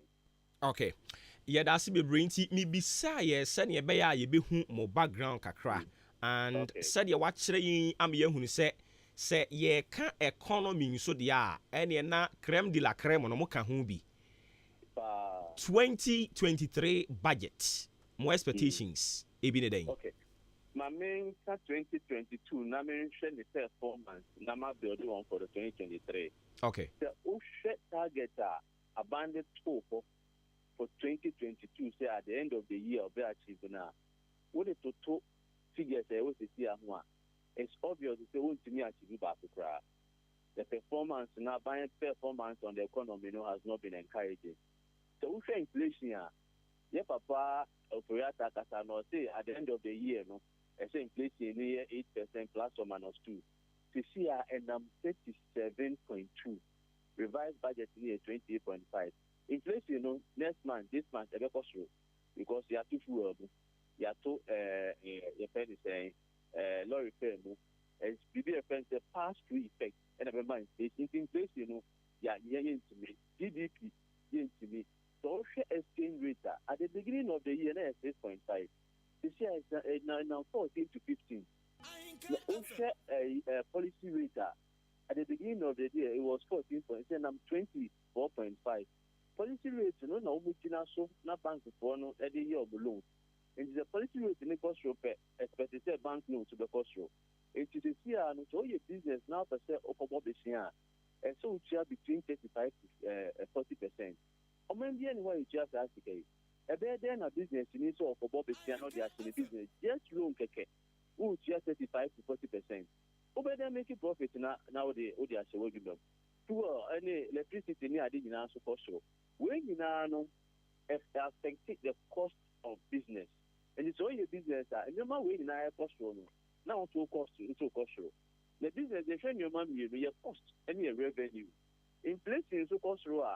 Master, your purchasing power has been eroded. In the idea now, what see, I would mean the candidate and what the same thing. It's an independent dimension study, and my business is from some revenue for sure. It's normal, so they see, most of the businesses are not making profits. Some are just surviving. And economy, when you have businesses that are just surviving, ɛnyɛ ade a ɛbɛboa economy no nti sɛ wohwɛ macroeconomic environment na it's not conducive for businesses. It's deteriorated over the years. Nti sɛ wodi ka no nyinaa bɔ mu a ɛnyɛ ade a businesses for obi bɛtumi expand na wafa obi unemployment so ɛkɔ soro nti ɛhwɛ ne nyinaa ne ɛsi sɛ budget a aban ɛba bɛyɛ for 2023 no saa nneɛma yi a ɛnkɔ yie ne nyinaa ɔnhwɛ na ɔmfa nto yie yɛpɛ sɛ yɛhu sɛ inflation ɛɛba fam cedi no ayɛ stable fuel if they can do something the taxes on fuel alone itumi yi sɛ bɛma nkurɔfoɔ ho policy rate ɛmmra fam nti ne ɛdi kan yɛpɛ sɛ yɛhu sɛ the macroeconomic environment it has been improved a best support to businesses and their activities. Secondly, budget never especially you taxes there are lot of taxes master. So we have business now, tax both direct and indirect tax. Into your best prayer about say budget baby money for tax be a man tax the over non money increase the taxes always the fear so here is your medina to almost the fear the business to be free himself professionally tax for assign abeto so the possibly a new level of the buyer the catch on say rate now more general and was so young papa baumia digitization on one so almost financial inclusion so who yes I did we are won't mean for 11 by revenue almost generate if you say every individual business is a rational being what the tax are going to mean you will find a way to evade or avoid the tax and people are avoiding the tax and they can say 1.5 adoption on family below 1%. Ghana 4% more final generate revenue. But in generating the revenue, and sector school business into the body you the NCR Boni de Grunia Buanan for each year. But also a year flat VAT rate of 3%. First, the VAT rate, so which year input a unit of 17.5 also between for you will be 17.5 in the end, not 0. You see on the flat VAT rate about 3%. And no, it becomes part of your cost and you cannot transfer. So it's also adding up to the cost of production. And the Omoka said, in the previous budget, they said they will review it. Omoka and no, review it. And they are for two when you say, flat VAT rate, Omuchomukra, not businesses for the home top. In that, so yet there are two say, I'm saying, Papa, Mampeni, Ekasai, or see or promote exports. Now we reduce import. You're supporting the power. We need to change the structure of the economy. And yes, I see the need to depreciate inflation also. In fact, the idea of promoting exports and reducing imports, started after independence. So we share for Nkrumah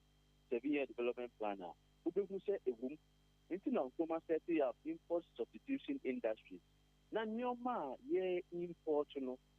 produce produce $5 kakana ye one toma depreciate and I say produce you create employment so we import $1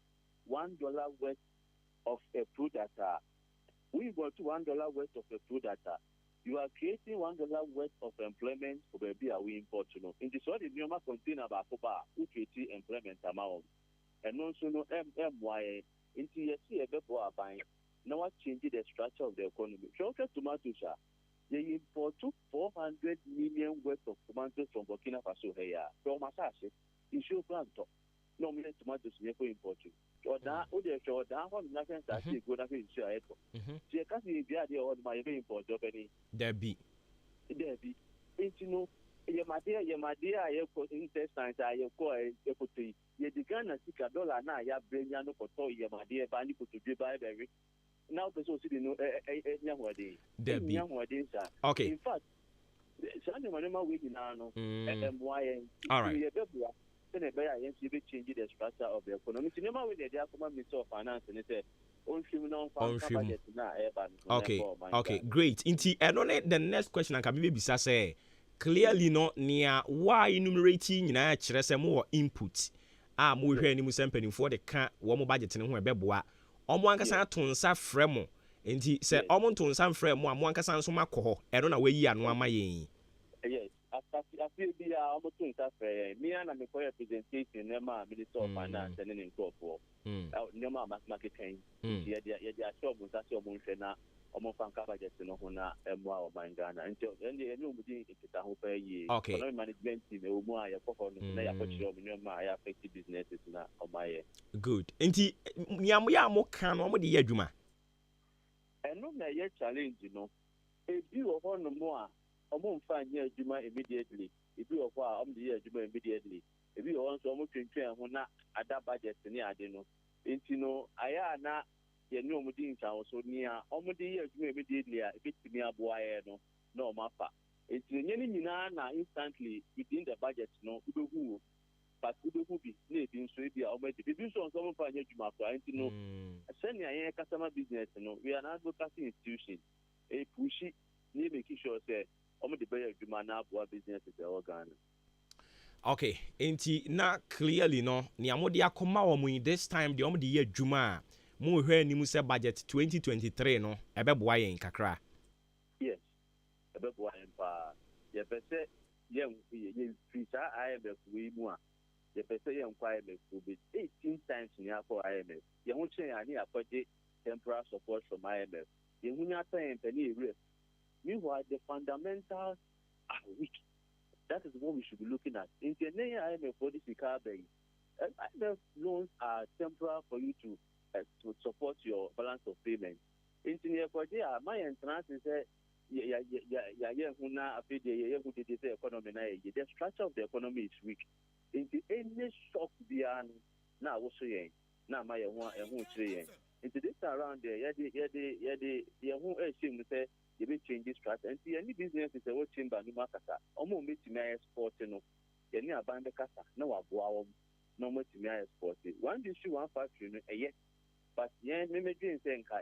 no differently and Kababuai. If you say any district you don't know Benyara material, and the fact is that you have a district, we say for a factory or anyway. There be young factories are more potential already yard in the now you identify districts are raw materials in your na a factory.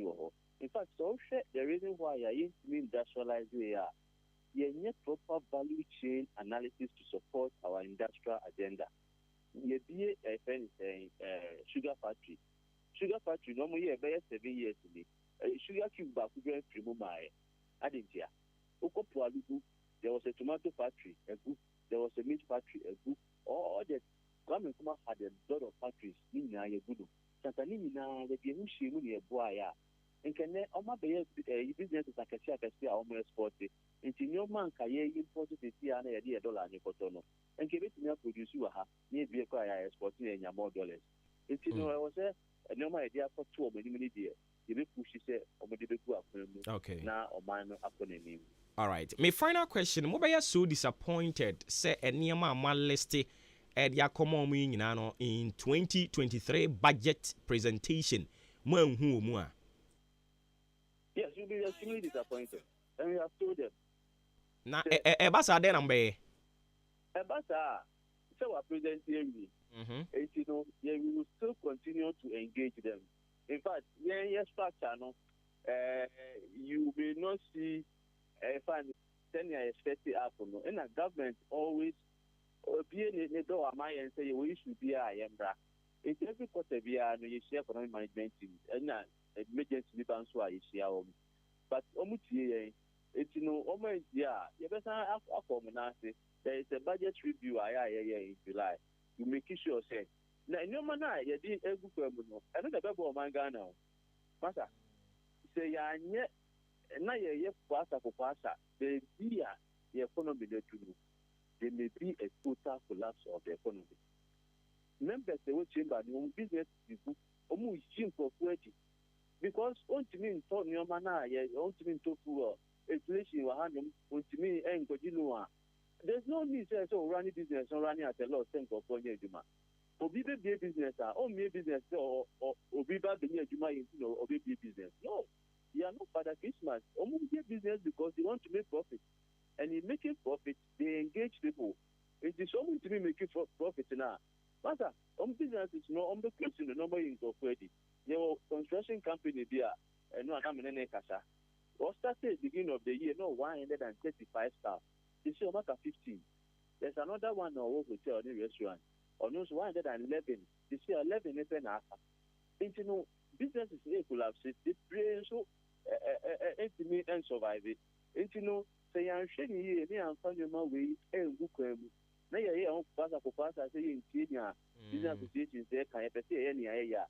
Yeah, and I have to do baby. At the beginning of the year, last year, we saw that the way I hear to seek out for 400, the home battery, and yet, yes, no. You see, our bond marketer. We are junk almost you work with one almost because we what of business and going to mean for your economy now better than junk. That is what the credit rating agencies are saying. We have been downgraded. And it's, I mean, the data is there. I mean, in America. It's no problem. We are also not exporting. And when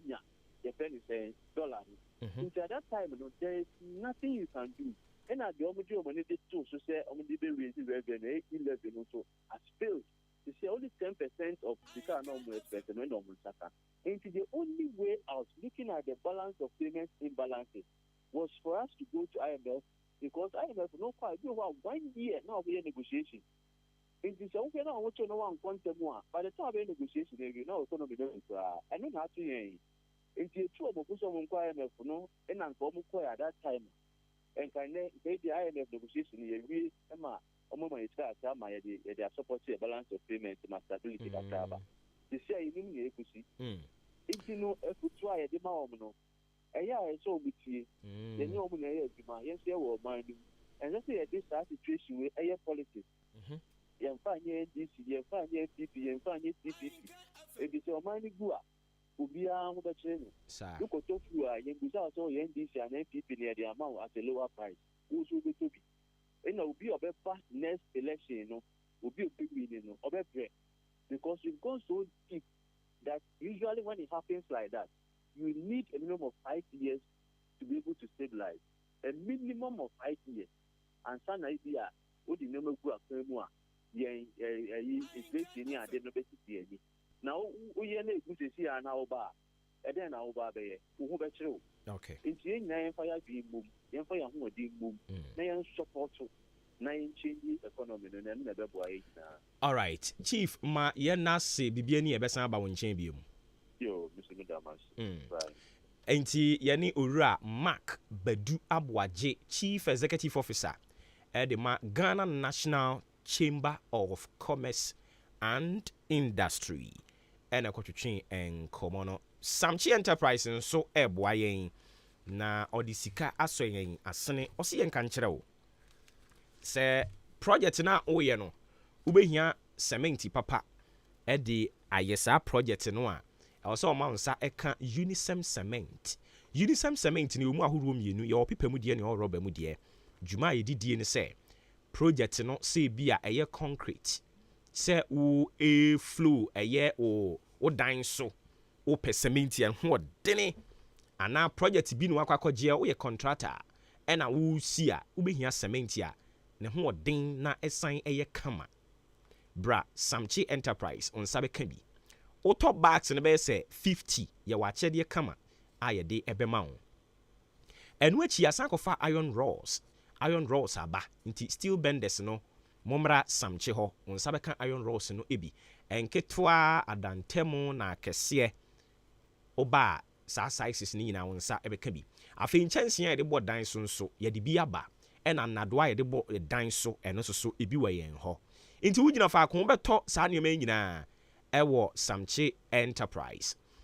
yewo Amantra Wache Junction achimodan Amantra Wache Junction ye ben Dukes filling station no enti ya na wa shede so e de amame 0243 583190 0243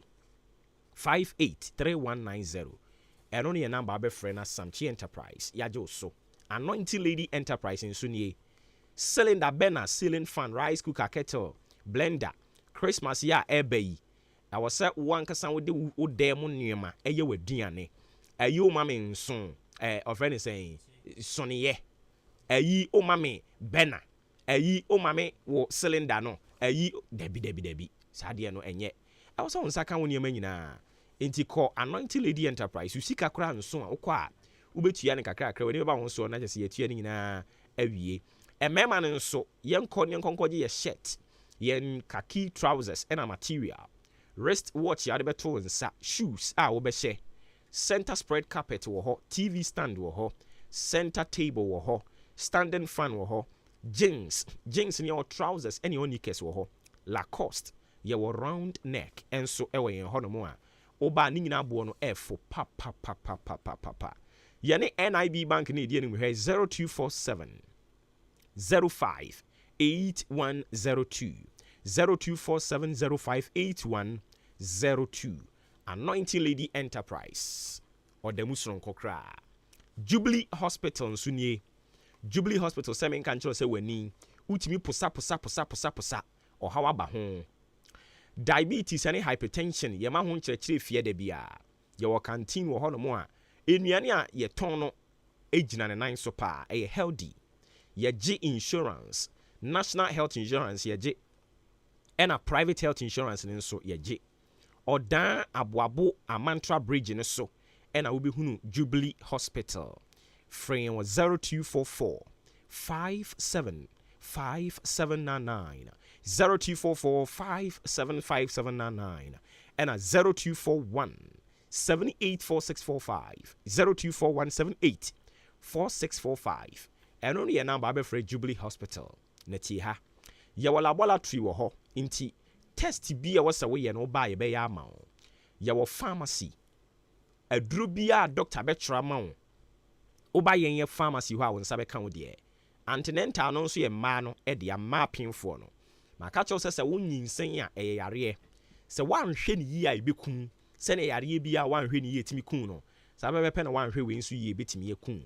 ɛno nti mekamfo ɛyɛ Jubilee Hospital yɛn antenatal no de ama wo yɛwɔ postnatal care ɛnso wɔ hɔ aha no motaa frɛ ne weighing yɛyɛ bi theatre nso wɔ hɔ nti surgery bi a wɔsɛ yɛyɛ wɔ no woba a yɛbɛhwɛ wo ɛbrɛ ne so na wɔ sɛ nyankopɔn so yɛwɔ asomdwie mu a maternity nso wɔ hɔ a yɛwɔ midwife foɔ no wɔ hɔ wɔn anim te sɛ ultrasound system nso wɔ hɔ a yɛbɛtwa scan na ahwɛ sɛ abɔfra no ɔda yie anaasɛ ɔnna yie nneɛma boroboro so nyinaa no ɛyɛ Jubilee Hospital ɛna ɛdi ho dwuma hospital ne health centers nkaeɛ no aka no obiara ne yɛwɔ yi ɔmo ni bi nti ɔmo kora ɔmo yɛ referrals ɛba yɛn yɛ hɔ engyina ne sɛ wobɛkɔ ne yɛyɛ wɔ pirikɔdo no ada na ɔma kɛseɛ no mu prɛko bra Jubilee prɛko san sɛ baabi a wokɔ no woyɛ den ɔmbɛ refer waba Jubilee nti na wɔ sɛ wɔba hɔ prɛko number ni nie 0244 575799 0244 575799 ɛna 0241784645 ɛyɛ number of Jubilee Hospital a wɔn ɛbɛgye wo so na afei nkɔmɔ bi wɔ hɔ no yɛtumi ahwɛ mu adi na yɛtumi aboa wo BM Audio Solutions so nie ɛyɛ outdoor speakers nsɔre no mu speakers na sɛi sɛ ɛbɔ ne hwene ɔho ebi ana nhoma bi atete wɔ mu ɛwɔ sɛ ɔde ba BM Audio Solutions na yɛ repair de ma wo afei mo power amplifier no asɛi keyboard combo no asɛi bass combo lead combo digital analog consoles no asɛi a odi ane sɛ obenya akukuduro no aba BM Audio Solutions akyɛm asene yɛne Aegis filling station edi anim hwɛ 0243977299 0243977299 ɛna 0245 278159 0245 278159 frɛ saa number na afei nkɔmmɔ bi a wɔ hɔ no yɛntimi hwɛ na yɛndi na wo ho ntɔw mepakyɛw ma mentwa me ho mmra ɔho meba a nkɔmmɔ no ne aka ne dɔɔso yɛde bɛtoa so na afei yɛkɔ yɛ anim no yɛama wo nso so kwan na waba mu bi tie wei ma yɛn yɛba a yɛtoa so It's centered on your grace. Adum, Adum, Wadum.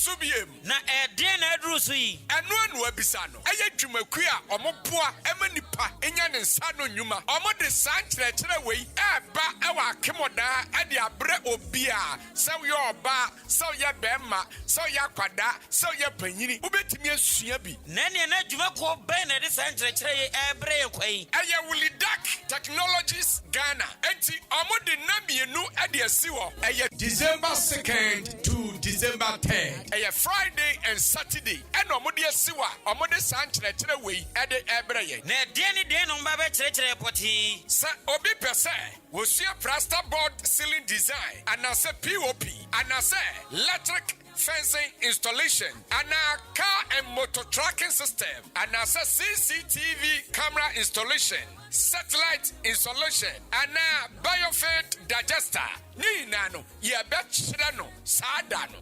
no dabi na ye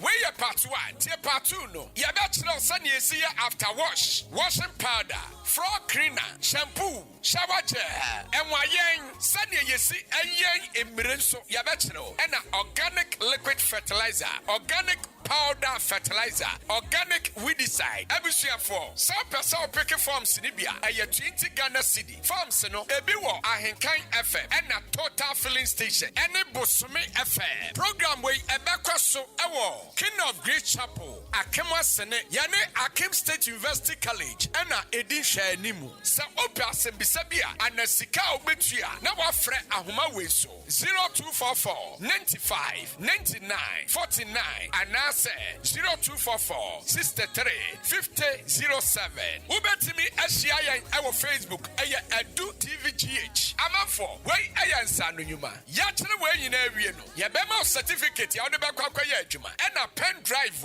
programs ni na egugu so. Adwumayɛfoɔ me mamo ayikɔ na former way master me wa ha na nanu cement me kɔtoma mo sɛ mo fa nya adwuma no sɛn ɛna former uhu cement no oh master wunim ade papa pa that's right Unisam cement a okofa ba ye no sɛ wo total so sɛ wo ba price no sɛ wo twa block so sɛ wo to block so ama ye adwuma ayɛ mbrɛ Unisam cement that's ramati sɛ wo ye mason wo ye labourer wo ye foreman na sɛ wo pɛ sɛ wo adwuma ye fɛ ya kono na gina painting dia that is the product Unisam cement ye wo bottom ɛna pepa mu die na sɛ obi pɛ cement papa pa sɛ ya ɛhemfa no benya bi ato sɛ wo pɛ Unisam cement bi ato ɛwɔ akyem dan ne mpatam ha wo bɛkɔ some cheese enterprise ye wo amantra ye ne Dukes filling station ɛna di ehwani mu fra yɛn 0243 583 190 ɛna 0540 659 865 sɛ wo ye mason ana foreman na wo di enipa beto cement babru 50 bags so a ye chewade free some chi enterprise and di aba achim dan amantra ye ne Dukes filling station edi enhwani mu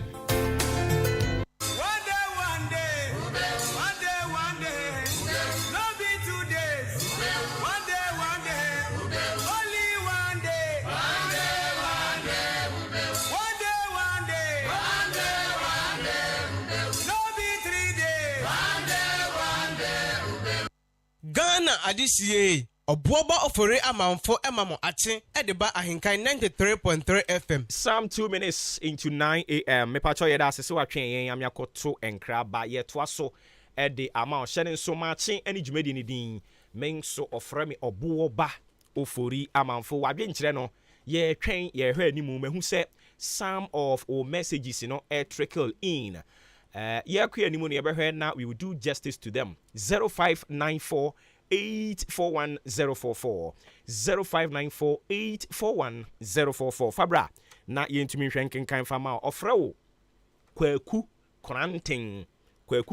wo achimachi ase PA edema Honorable Kofi Ahenkra Mafo anopa yi mama good morning megiri se bibia bokode ye Kristo asafo ma mu nyina mo ho ye de mo sofo ba Honorable Sarah Asafo and he say what can accent gu yeso no nti this morning I want to take the opportunity to say good morning to all Christo Asafo members. Oh my goodness, oh my more there. Eti ye chechia mu nyina ye beto aso na afi ye de nsam ni bi aka ho de amamo na me no ka say omampanyi Akufo-Addo through ne support ɛde ama private members bi a wɔn ankasa pɛ sɛ ɔde bill bi ɛkɔ parliament na afei parliament foɔ nso tena so na wɔn hwɛm ɛyɛ bill bɛn a nsi yɛwɔ biribi a yɛfrɛ no sɛ death penalty obi adi bɔne no yɛsɛ oyɛ nkonko bua no kumfɔ na saa adeɛ yi yɛne Amnesty International fo adi ho nkɔmmɔ akuakuo bebree no a asɔre action for justice any other groupings no yɛde bebree no atwetwe nkɔmmɔ a wɔkyerɛ sɛ daabi ɛbra Ghana yɛwɔ mu nyɛ bra obi di bɔne a yɛsɛ yɛnkɔ bua no kumfɔ daabi enti sɛ wobɛka yɛ akane no sɛ Ghana na yɛ mmara ɛma kwan sɛ obi adi bɔne no ɔho na yɛse especially wakum nipa issues it borders with criminalities na yɛn grante wɔn bail but ebi ti sɛ lawyer Martin Kpebu no ne wɔn akaka ho no atumi afight ama ɛnɛ sɛ impo obi di bɔne obi kum nipa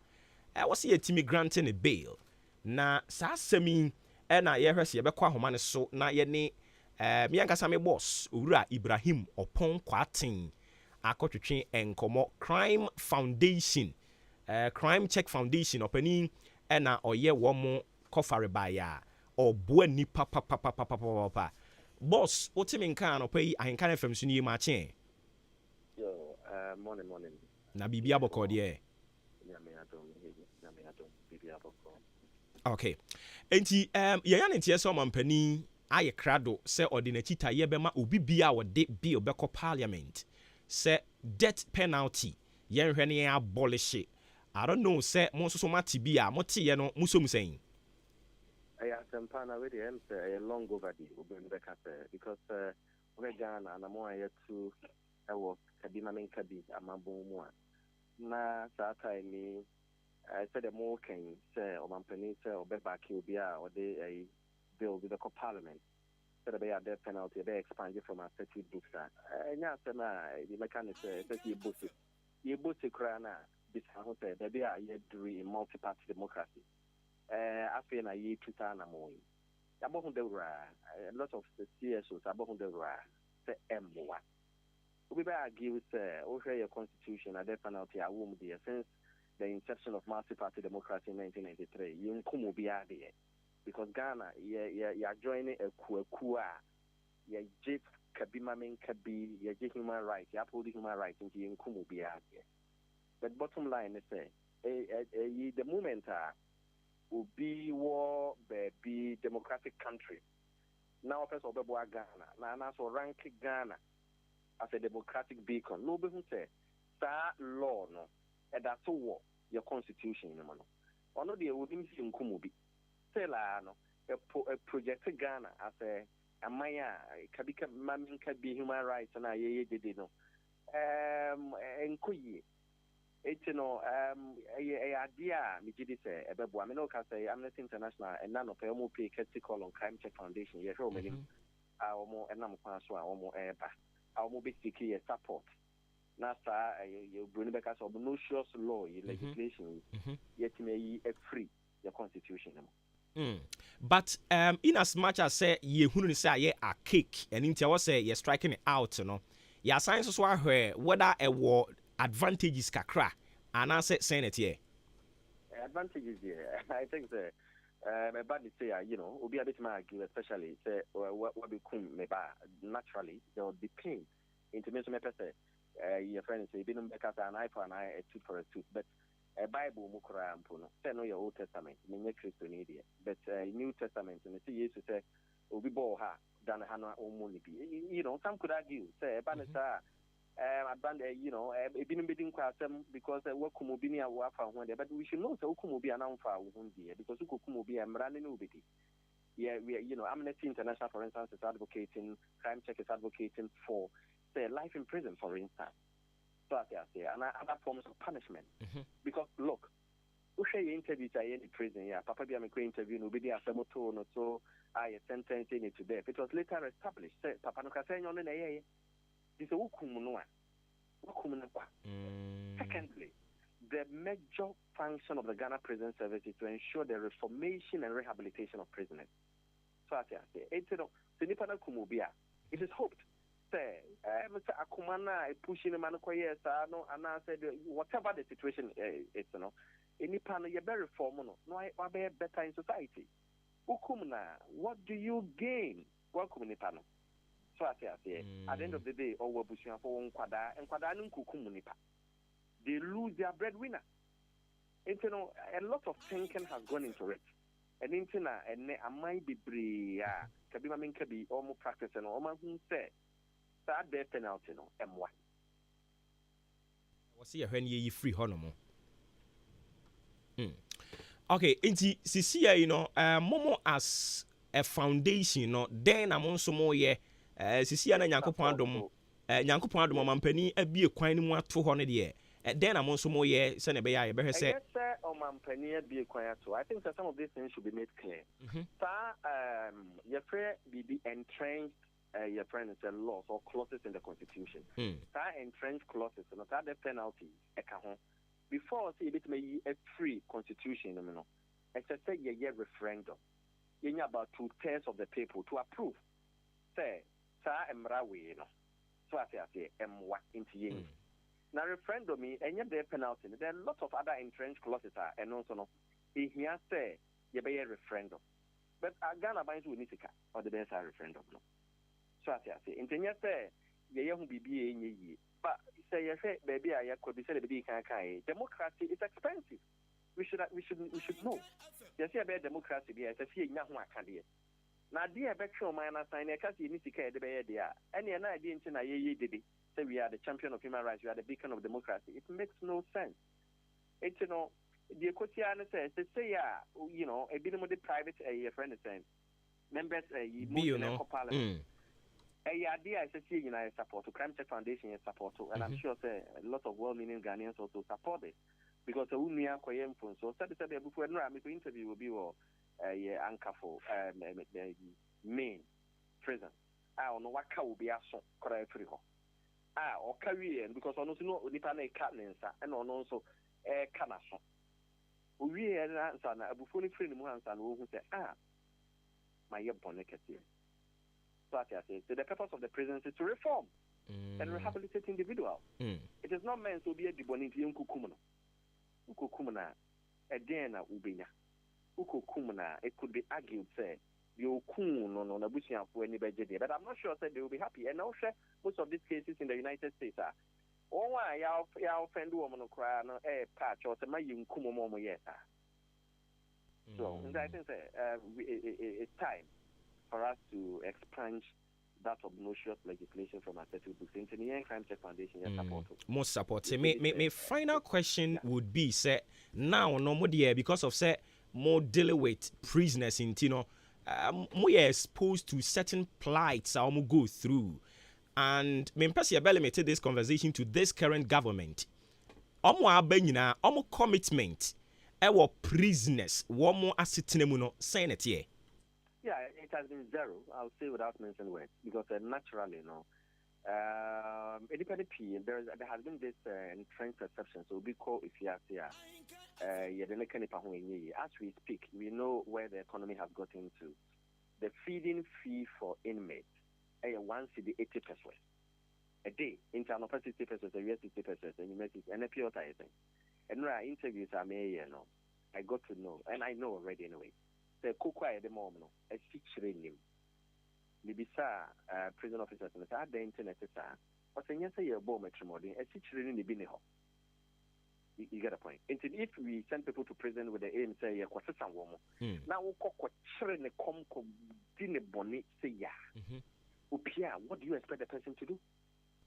The person naturally would your friend is saying, start paying a woman or better visiting on society. The commitment has been zero because of the perception, say, if you are which is not true. Because we know, say, there are criminal justice system. And papa, and I interviewed another gentleman. Will be a funded in a quay Juma when Trianica. Now, what could was papa then I will hear me, me hear me sick from sick mammy. So those who won't tria, would you make a chow? Papa say, would threaten me. No, I call a portfolio police for me. No, because they are jailing the panel 1 year and a crime technique.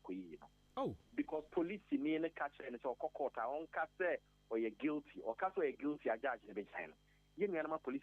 that this is what they have been doing persistently. Because nipa na ka say onu anim so odibem enti no okasa odibem a likely see a better man the na police ni no as I said okofa no free whether police custody whether prison custody and then the back court unitika or the better petrol enti no obaka cha say kasa udi for you see so problems in the soon your criminal justice system no it needs a lot of thinking so ebe mana ye enye saa dia ene me no mienu na enye safe ye wo ma bi di wo mo eno na sati ye tenase na ye bibi fa ho ye yi prisoner esesa ban maniska ana prisoner e kofia o manisika na o de fa ka akọ bisa se 10 aban de mo 10 to the 15 city it is any penny free tamala ene ye de na beto year by Cape Coast obeda akọ obekwa ko wi abanche okwan so answer when you sika de akofie. It is, our criminal justice system needs a complete overhaul. So you per se democracy to see ye ni na see jitu essay when it comes to criminal justice administration in this country. And I would want to believe, sir, more collaborate with Justice for All program and also former Chief Justice Adebayo. Justice for All program, I'm not sure that it is strong as it used to be. Because of financial constraints. And they are facing lots of challenges. I stand to be corrected, but I'm not sure that it's still, strong on the ground. So, what we need to do is emrana enyeno, emrana create democracy ne ebechre, criminal justice system ne ebechre no. Yen shemokena, yen system the sister. Crime Check Foundation is implementing partner for the USAID Justice Sector Support Activity, a programmer, and also US abide their back. Said the no man in a criminal justice space, and you're better than no. So, and yet, and such a time you bring in a yet your criminal justice system. We can do it. We should be up and doing it. So, the presidency or a human rights lawyer, if we all thought say or no, so no, or Kenya no Wakakra, Uko prisons, there are a lot of people Oma Bonko Caribbean fra. They committed, some of them committed murders and so forth. But if the purpose of their incarceration is to reform and rehabilitate them, I'm asking, sir, Ubi and near fra, Ubi a Wabu, them area. What threat do they constitute? Your friends say they don't consider a threat to society. All these people are languishing in jail and they are being fed with the taxpayers' money. It doesn't make any sense. As I say, there should be a national conference. Now, yes, the criminal justice system. No, you bet maybe be a faho. I think we are joking. They are grouping a yedi. Eja kwate ma ye nas ne nsan so mo abaso ne adwuma wa fato ho so enye adwuma ketwa na ye wogidie se alla beka ho na wani so ade hunu na tumi abam. And on a lighter note, ye bisa da be na wo san ba radio so biom because ye mu bi ya fo pa. They say they will leave kaka. 4 years, so yeah. Yeah, it's in the kaka. Oh, I see. Any mama mo abaso na me de wo cancel. Ye interviews bi ankro for so akwe oyade but omu nim say wo na wo training yen. Enti me de wo kan kosia create akese pa. Eni kan ho na papa. Arope ya da so bebre. Yo, Miss Medamase. Amen. Enti yani Owura Ibrahim Opon Kwatin, Executive Director, Crime Check Foundation. Ono eno da no a anope ye na kwakọ bonko mo ni nyina fa death penalty ho na senem di kan ye no ono ni training yen ye ba no interviews oh masa Ibrahim Opon Kwatin don't go there nti anope nyankopon kan ho pa F in Cancer Asatec Roofing Company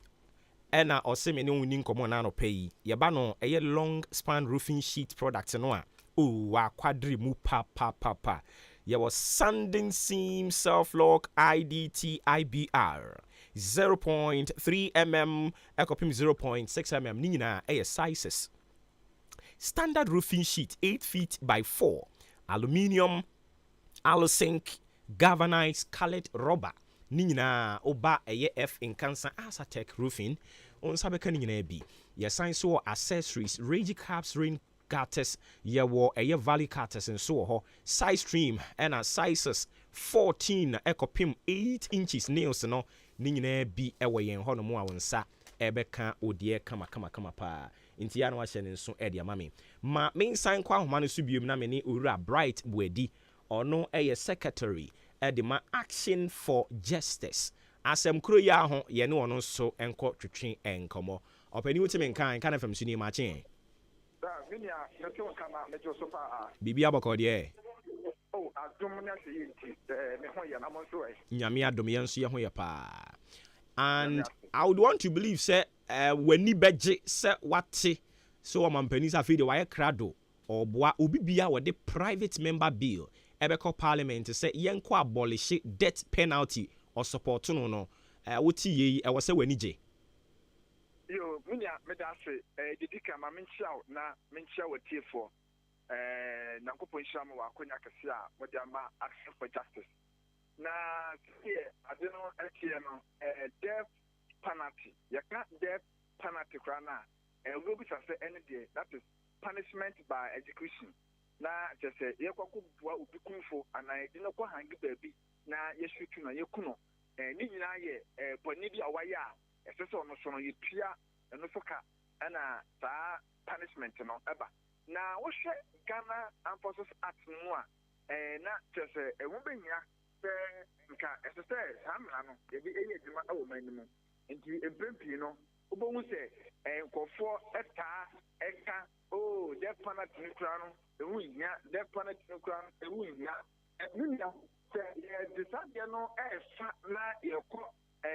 ye Armed Forces Act 1960 Act 105 and Act 29 no a just to face that the mra no ma pentu na ma penu kwan se obetimi assign for death penalty na yes that is shade me the moon say ye from ebeboa pa because in 1992 the constitution no ye ba for republic here be ya man penu odi kan ye kan man penu geje warrant so den dey biko wonu po na wo ye military leader no wantimi assign bi onu pe be ka say wo hwe nyama wo ye 79 81 eba 85 87 e ko pie mu 92 a yes san aba democracy mu no wo ba democracy mu no I stand to be corrected maintain na me hu say kan man penu geje warrant assign say they death penalty ma sign the to be owie ya no man penu kofo e by 2001 to 2009 and no so ya hu be bia so man penu kofo assign ye Professor Thomas ebedi kakra na ono so wan sign ana man penu na John Dramani Mahama so ebedi efisha be de nunu ntia ono so wan sign ana man penu kofo na e man penu akufado na me kwa bi man penu kofo de minimum on sign that their penalty me say on sign picture no the track na so become petit ya o ye lo ye ni bia so advocacy for woman rights nipa found die obi o ye human rights activist or pray for nipa found die no and na dey so best friend say nipa na di poni nti no ye kuku no da onye enti tam na wo ho ma enye adwuma na say wo be nya say ye betime ye free wo na ya pem na foforo bi ade abehye wo say so bi di poni bia esesen kai ku ye kuku ni bia na ye bonu kumfu na boni punishment bi say any dey man dunia me say no me hu ne say Ghana man na say etimi say na ma bebre ewo mu dunia ne say eni kwa say etimi punish will be more than 40 years for Ghana has say who punish will be more than 40 years ya mama can say life begins at 40 now who punish will be more than 40 years ya nipa ne kwa ba bia me o ko hia de wonye wo ye no no no sa baba bra no obeba no na wonye mpian and the nipa no prison no over 25 years in po and I na go 40 years ya obeba no 65 years e dey na 65 years e betimi aye no Ghana ha se ya ye ho betimi atoye and the no man peni ni Amnesty International akohia man peni no mu nyina de na anokro say death penalty no ye firu a ye tawmachi na no man peni ya adwene na ukwa ma bi tse Togo Burkina eni Sierra Leone mu a eni ama bebre so a death penalty no o ma ye firu woman ye fro kra sa amano e ba de kabina min kabia the 2 points e wo mo na so ma yi ni ye fro because o no mu say and na dey say president bia ba wo be sign e de ho a e de wo kwa akoye se wo de adwani bia koto ba bi say adwani we dey ade akomedi e ne be kwa koti na ɛkɔm so na obi na gya ne da na ɛsɛ yɛyi tiri wɔn de fofo kɔtɔ ama de nye yie nti dɛnɛ amnesty international fo kɔhyɛ ɔmo mpanin na ɔmo kɛsɛ death penalty no yɛni fɛn firi a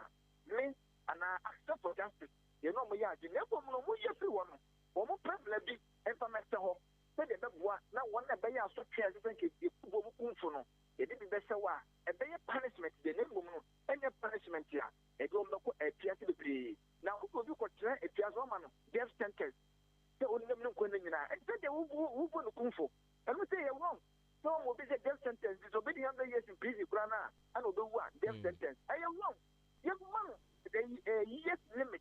ɛnyɛ kɔ sɛ 40 years bɔnne ne ɛhwɛ bɔnne na ɔyɛ yɛ no sɛ bɔnne yɛ bɔnne a ɛnkyɛn so bia koraa na 5 years 10 years 20 years me mako nsɛmɔ prison akɔ prison ahodoɔ no bia hu sɛdeɛ prison abrabɔ ɛsi teɛ na sɛ woka no abɔnten sɛ a obi a wɔnkɔ hɔ da no ofiri sɛ wabrabɔ no ɛyɛ simple kɛkɛ menua prison no so wohu prison wɔ kɛkɛ prison no mowɔ nsɛmɔ bia wɔ kɛkɛ pa a ɛma wonya tenka bi ɔbu sɛ wiasa abrabɔ no yɛtua no mɔ papa ɛwɔ abrabɔ wei mu enti mena wobisa me a say na asking for justice yɛbɛtumi aka ade afa ho. All right, my final question would be say, okay, yes, yɛn nyinaa yɛ kasa de afa death penalty no ho sɛ ɛnyɛ, but yɛsɛ sɛ biribi a nkɔka papa a ɛnyɛ trɛ dɛ ne yɛkɔkɔ fa saa adeɛ no de ba no yɛahwɛ esu ne ban a yɛda na di ansa koraa na onipa ne de na akwa bɛgyina hɔ sɛ yɛnkɔbua ne kumfo no ɛno no action for justice a mo fighting for the right of everyone no then amo yafa ho ɔn sɛ ɛnu ti na meka sɛ yɛnhwɛ bɔne na wɔyɛ yɛ na menim sɛ ansa na yɛbɛbua obi kumfo no na ɛgye nipa nso kokum nipa ɛnyɛ saa because sɛ nipa no akum nipa ne ate nipa fɛ sɛ ampa wɔdi ewu wɔhwete obi not by accident but ɛnida ho wɔsɛ kan obi akum no not by accident but ɛnida ho a ɛno nti no ebi saa bɛn na yɛnso yɛsan sɛ law of karma sɛdeɛ wokum obi no ɔnhyɛ kukum but mene a yɛnhwɛ adeɛ wode ma memfa kɔ bɛbɛka mu kakra yɛnhwɛ ɔsomafoɔ paul na yɛtɛ no sɔɔ ɛde adeɛ na sɔɔ woanyɛ no bible mu wopɛ awudi sɛm akumakunkum bɔnefo sɛm a na ɛkoteɛ apostles ɛne wɔn a ɔdii yesu akyi mfitaseɛ no a paul anaa sɔɔ no na ɔka ho bi yɛnhwɛ steven na yɛsi aboɔ kum no yɛnhwɛ nkɔfo bebree a yɛpirapira mu yɛkukuo mu bible mu no na bible kyerɛ sɛ sɔɔ a ɛne wɔyɛ paul no na wɔdi mu akɔtene because sɛ obi a wɔyɛ lɔyɛ ni wɔyɛ mmenanim ni wɔben a kyerɛ sɛ ɛkɔkɔ ɔtɔkora no a wɔbɛbua okomfo sɛ adeɛ na wɔyɛ no ɛyɛ wrong because mmara da hɔ sɛ yɛnka nyankopɔn na yesu asɛm nanso no ne gyina mu no damascus kwan so ɔkeka asomafo nhoma no a wɔse aberɛ a ɛyi no tɔɔ no so no awia no ɛhyɛ no tɔɔ no so no ɛma ne te yesu nka ɛma ne te nyankopɔn ne ɛma ne sesa no abɛbɔ no ne nea nnipa bɛtumi aku nnipa ne nanso daakye bi na obɛtumi asesa ɛno na ɛkyerɛ sɛ yɛtumi yɛ nkyerɛkyerɛ yie saa deɛ na yɛyɛ firi wɔn ɛnya ma public education yɛnyɛ nkyerɛkyerɛ yie yɛntoto nneɛma nto baabi yie because ewiase mu yɛ sɛ obi funkum a yɛmfom nnua obi funkum a yɛmfom nnua ɛna ɛyɛ dɛndɛn a tadeɛ wei ebi bɛsi yɛkum obi yɛayɛ wei sɛ nnipa no akum obi na ɛyɛ indeed wɔkum no sɛdeɛ yɛhu no saa no a punishment bebrebee ɛwɔ ha yɛbɛtumi da ma nnipa korɔ no hwɛ ɛwɔ prison ɔma yɛ ma a ɛnɛ yɛhu baabi ɔbɛda nyinaa no hwɛ fie ɛmɛ ne Ghana ha yɛpie de ɔmasi mmɔntene so na ɔmoprapra na ɔmotwitwi gasɛm na ɔmoyiyi gasɛm mu mane yi gasɛm akomako 10 years ɛdɛ na ɛbɛsie wɔn wɔba a wɔbɛsua deɛ di so ɛmfa wɔn de nnipa no bɛyɛ bɔne biara no ɛmfa wɔn de ɔbɛyɛ biara no mehu de sɛ death penalty no because wokɔ na wokɔ tan no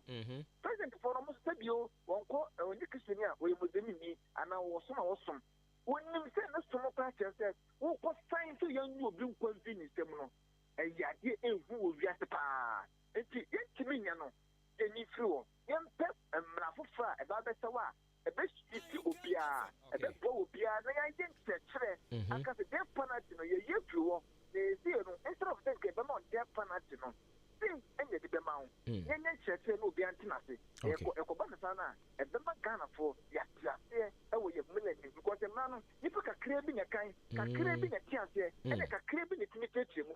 panyimfoɔ no ɔmo yɛ mmara no ɔmo ne mmara no ɔmo ma mate bɛkyerɛkyerɛ mu nkyerɛyɛ no a yes that Thursday it's the no that they are penalty corner yes yes ya mo bi death sentence one yes and they are wrong even and for me for justice we are there to take the nipa we found the right to vote, right to live, right for freedom, right to join any association in here. We don't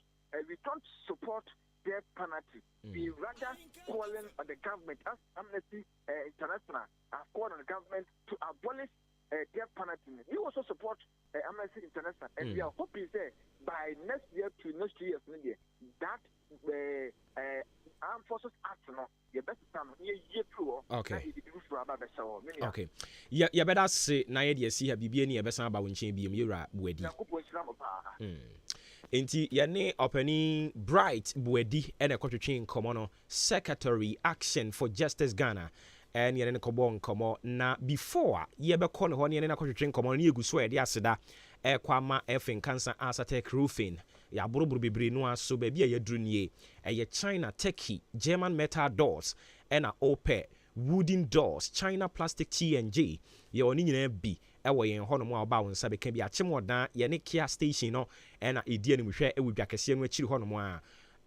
Temanso old CMB Cocoa warehouse ubehunu yen ewo ho ye sign su etwa blocks Yem block factory no ewa Intiama Hotel Junction ye ben ash foam depot no a 20 years manufacturing defect warranty eda yen chense so a oba auto within 20 years problem ba ho de buy be hsiesie the amount frame 0245 9779311 0245 9799311 eno ne number be frame ne atumi agye so yem blocks no so ye wo a free 4 inches ekopem 6 inches Horo blocks wo ho your supply nwiane abo me pa chew ma wonsa enka bi ebeboa pa ma dwumedia de kodie no aye kama pa efin cancer asatek ukrayemu ene na no pay yeguso aye som on Ghana ena afei kotoku man some messages amode bae na afei yento aso enko yen anim wolanyo edi free akwatia ene wode aba wolanyo Eddie Fraquetiano the Abano just say in fact senior prices of goods and services skyrocketing no e was simply for her na omuye bibi de fa ho pa omumpe pragmatic measures bi a omde be gu akwan mu a ye best stabilizing economy no sanse sisi a enkrofo ebre afei omu ekoye akumi preko demonstration no omu sanbre bi because the omu ye ne de e dede eno omu ye ya omamu ni nyina asumdwie no omu de Toto asye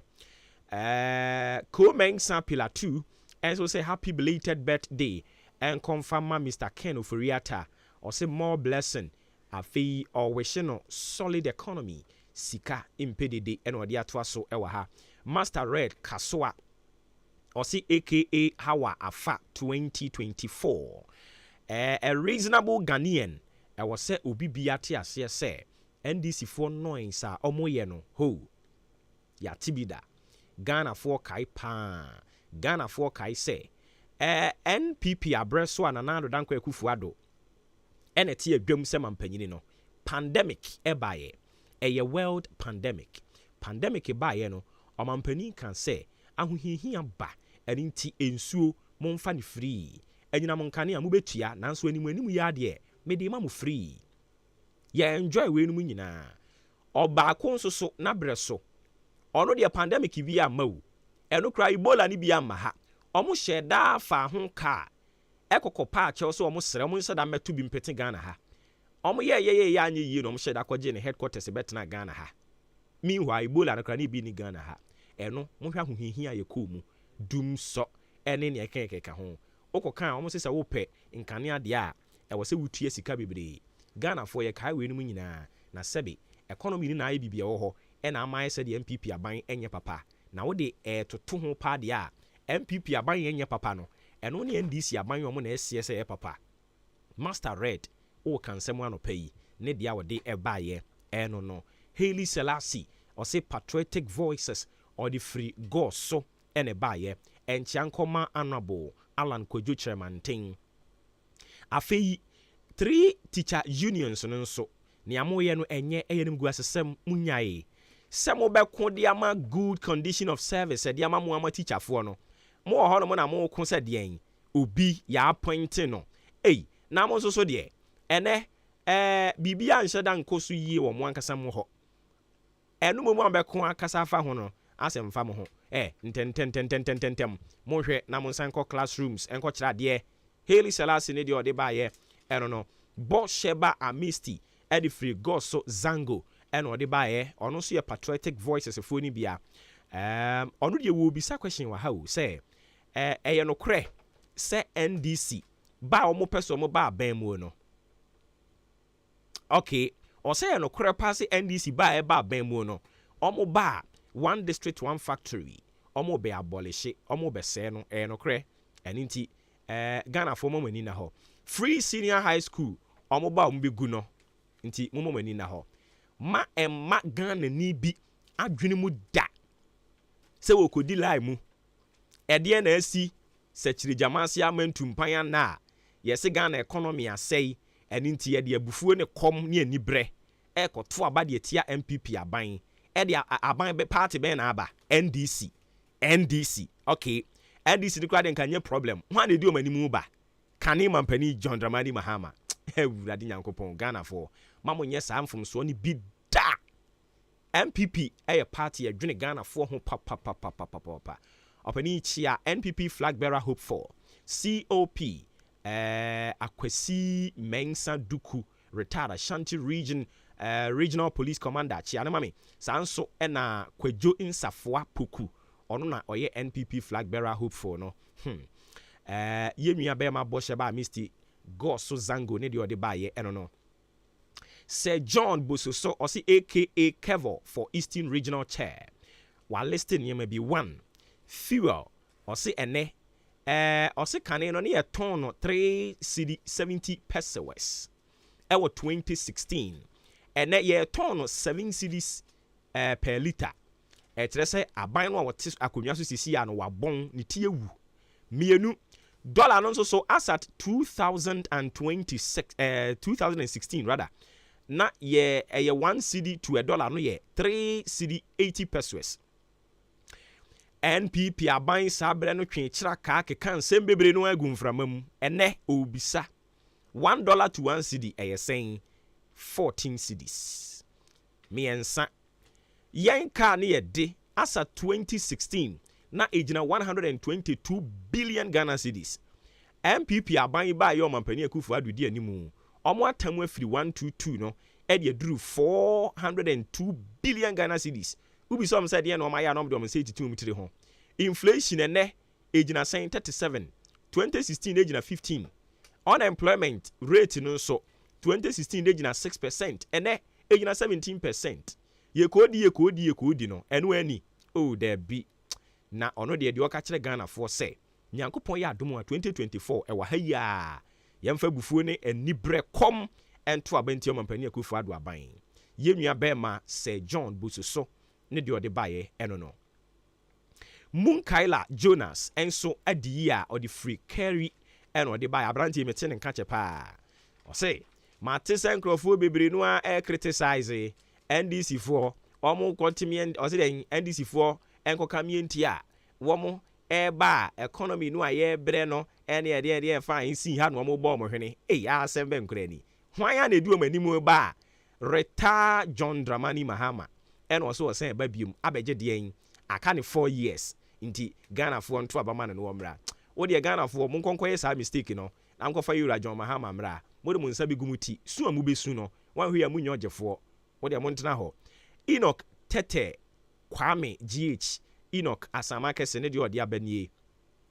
omampani Akufo Addo nia ekoso wo Ghana no eda di pefe so opani walusu control yesa Ghana no kwa wo hu kutuku anu mfa koro wanhye wo enti na ada ne kasa tenten no ene me be sei wo kyena be sei enso de etia ne etie he Ghana fo me ka kire mu pen 2024 man to aba mfa ntia saa MPP aban ya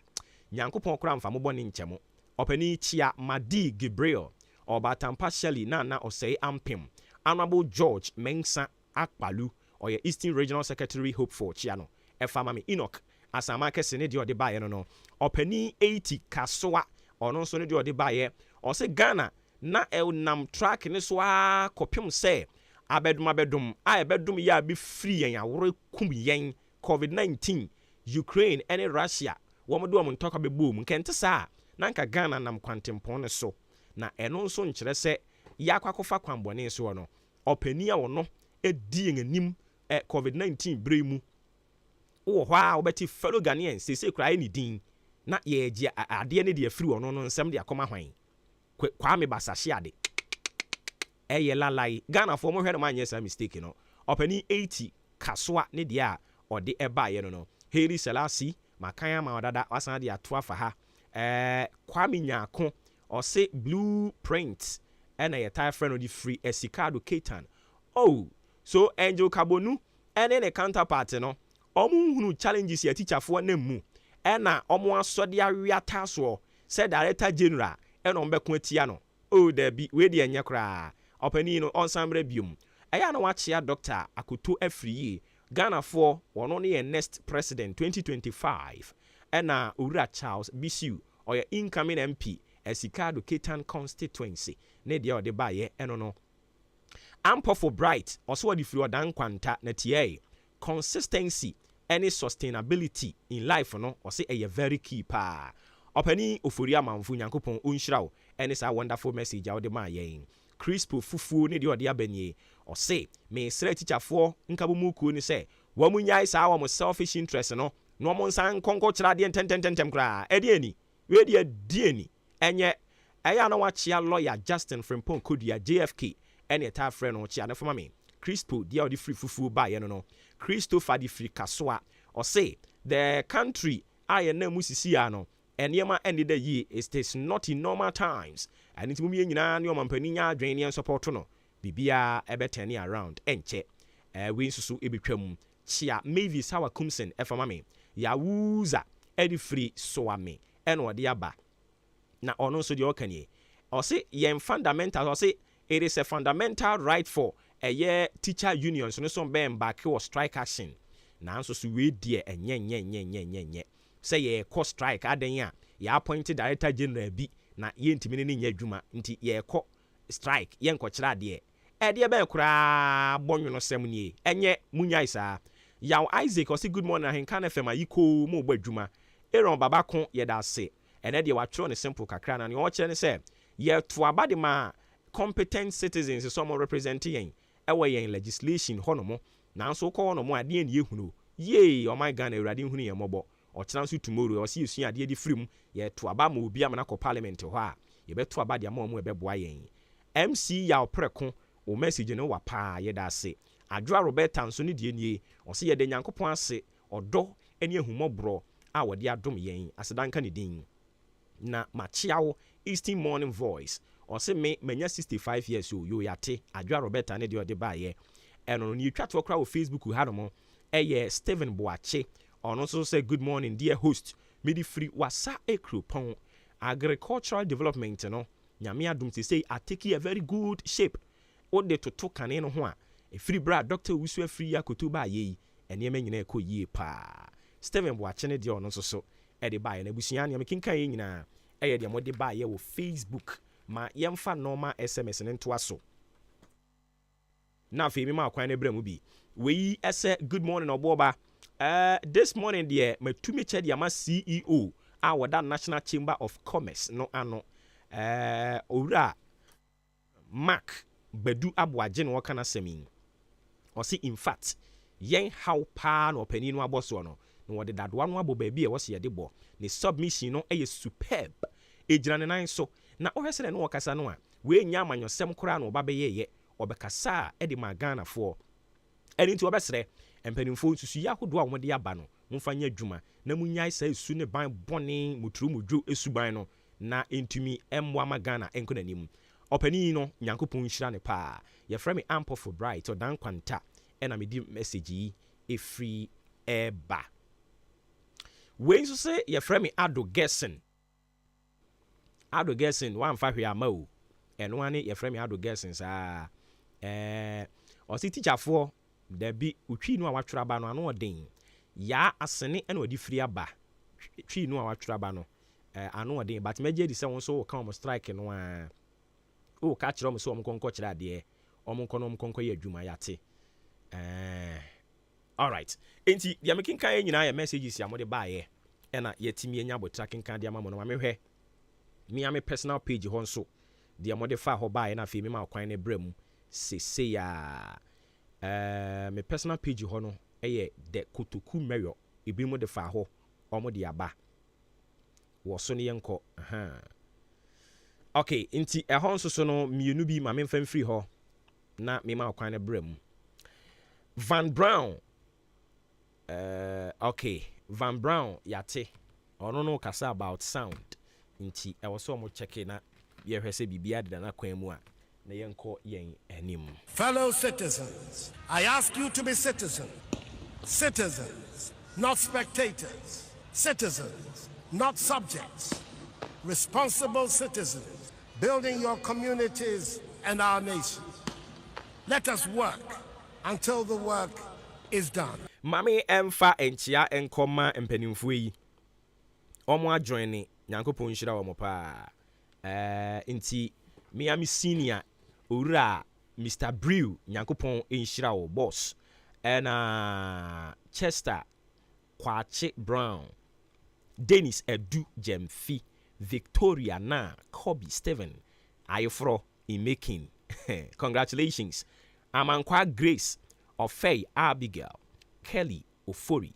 Afei Miami Nuabema Odan Citizen Nyame. Unshira mu nyina. Afei abusuan ye ma wonso kwan. Mon frembran tentem ye be sore no. Na afei fo adwen kyerɛ fa bra ne yɛhwɛ ne yɛn sɔre akonwa ne so 0201 944 485 and 0554 820 910. Me ba cho udini ba bia kasa free. Ba cho mi din de ajoji abetinya fa mi din na oboba. Boss yentio. Yo oboba na pe de nyame sha oboba me ko ma samoto a. Oboba me ra ho. So obi be farede MPP atoto NDC. Oboba adenti na me kasa. Oboba ye wa ha na NDC eba membo for 8 years. Oboba every year no more than 1 cedi 20% and a capital scam. In 9 years no omoko no more than 8 years no more than 9 cedis and a to petrol scam. Oboba na yende yenhwe. Obi nso aba bam 6 years or the 140,000 and a capital scam. Oboba and then end 8 years no you cross the mark of 50 Ghana cedis e wo petrol sika oboba we to this man you go boni we I compare man you go or the 1 cedi 20%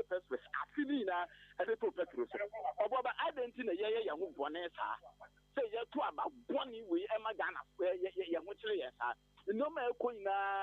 amambo boni na amambo enko yi and they said Ghana ya titi say ko ntebi adentra they will leadership womun ko ahu no mo din womun din o man no amam fo kam amam mo man mo ayediu no mo atwi ye ni na ye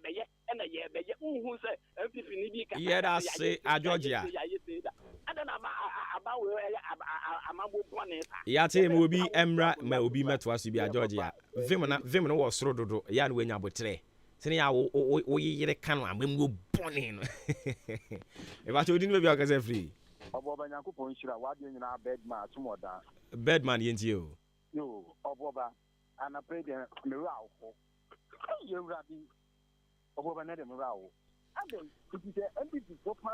the way you na wiem na ye press to abamutum behiye how amaye na sa anamo de baye na double chama mumu ni chia wate na sa Ghana for mama ya mo boy ya wa ama 2024 ye ya John Dramani ma ama Ghana ye betre papa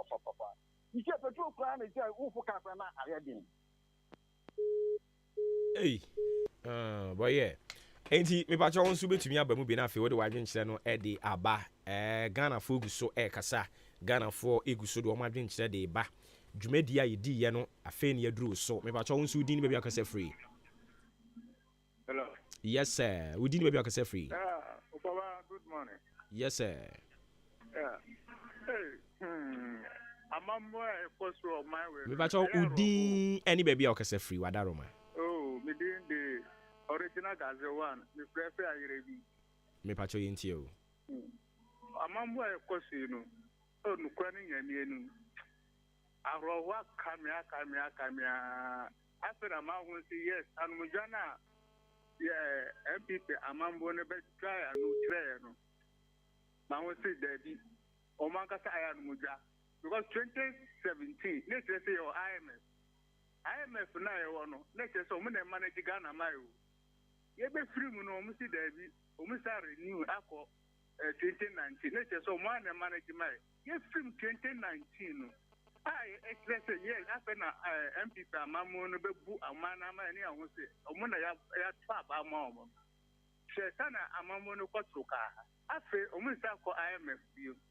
It would me who say, a Mamono, I am Mujabin of the Bay Betty. Nature think I am IMF Lukra, the Tamam to 8 years, no mom. Nature say, Omunushi, Famamunu, and then I do my arm, I catch over say. One bet that when Janus own who sent a corner. And one a question day, and one a woman in day.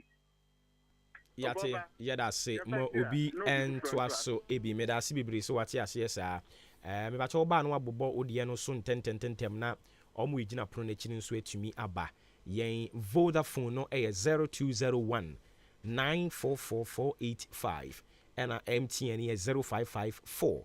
820910. Ofre baso na fi wonso do adwen kire no de aba na fi yafawo ya toa so too bad nso betumi aba mu ayi fa we bitumi ne yankoi okay nti ya twen wo so nso beba udi ni beba akase free Papa V okay yenti o nyame adomo na wonso Mapa, Uye Mai Kanamai, Ababu Mai, Enya Chefa Awu. Nukwe Bobai, ye Kakusi de Gradia Conan Echo. And she de Bayane by Bonane Bebosa, ye Bosa, ne Titikura, Beboana Tiati. I will say the Echo on one echo. I will say we are in Fisudia, and the Ebepona and Ebepo. And she ye Kakusi de Kura and one continue. O mano, ya na yen. Yenso yeda wase bebre. Enti talking of Empire Bono, the Church of Pentecost, and so eyi and the fuami and sensi ho no ha. Yes said ye Ghana ho kire no anu aye den no. E was here the kwawurade anim. Enti the Church of Pentecost fu nyina na fuami ensa ye de si ho abompaye. Asrese Kristo Yesu hunu ye mobo na omakruwa we ensan ye ho. We no so si nchen ya napkofo nyame ya adoma wo chena napkofo enti we napko beneficiary sisi ade mo titifie de but mo mpanimfo se yen kan kyerem we ye free advert de ama wo mo o chena napkofo nyina e ba jodi be ba ka se free obo ma che yes eja bu se di bibia boko de boko na mpomu ye nyame ya adom na so boko obo ba se de ja na ekwo no de yan fampa ebone nkramofo yan sore nyina anodin se ya na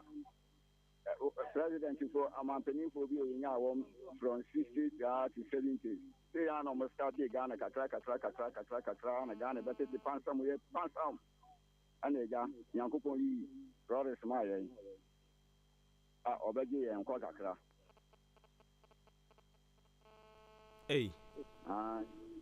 nti wa wie wa ho se ya ne be sa se ya mompa ye nya mampani papa bia ene ye bebre pa onyankopon kra aka ohen wudi amaye ndim na wa ma omo ho antowo wa ma krum so anyo a ene afidie da so o ohen no so yeda asi bebre eja fuseni de ono so e de e ba ye eno no yeda so aye gye madwe nche no betimi de aba 0594841044 o de be fa ha sanso so na obetimi afre 0201944485 mo Vodafone na me se problem aba ho ntimo hwena mo nsiesie MTN na ye de ye adwuma 0554 820910 fafa ho fabra na fi yankin kan fama o anase won so ankasa fo adwen che no fabra ankasa udi ni baby akasa free. Hello, yes sir. But mama chini ejuma pa mo ye na no pai ye da se udi ni baby akasa free e friend ko fi hini udi and the Dodinim many DJ has been as a free as my Me patcho yentio. Other, they say the economy more than. Now, maybe be near Tificasso and so commodity. Now, waiting a mere yardum. Now, we won't see a Tificas where commodity and wapa. Baby, if you can see me near, I feel the office you can say, Sikam pedid. They are gone in the pahin the Wusika. In the air, you have for Ghana, you have for an air also. In the young day. The offer Sikam pedid in the young way I can. Yanke and Tum Cotanasi and I am coach a bed in Koye the Diama by the Scafono. Only you now, what become fee in Siaviaka in Feminu. Now, the only in the Dana winning and free and into form. Only as you say, Bra, Dana, Nanado Obano, a kayeti, and on mobile fiends is a car, ya dear. What is the two one? Young Yanya in America, Yantiabama.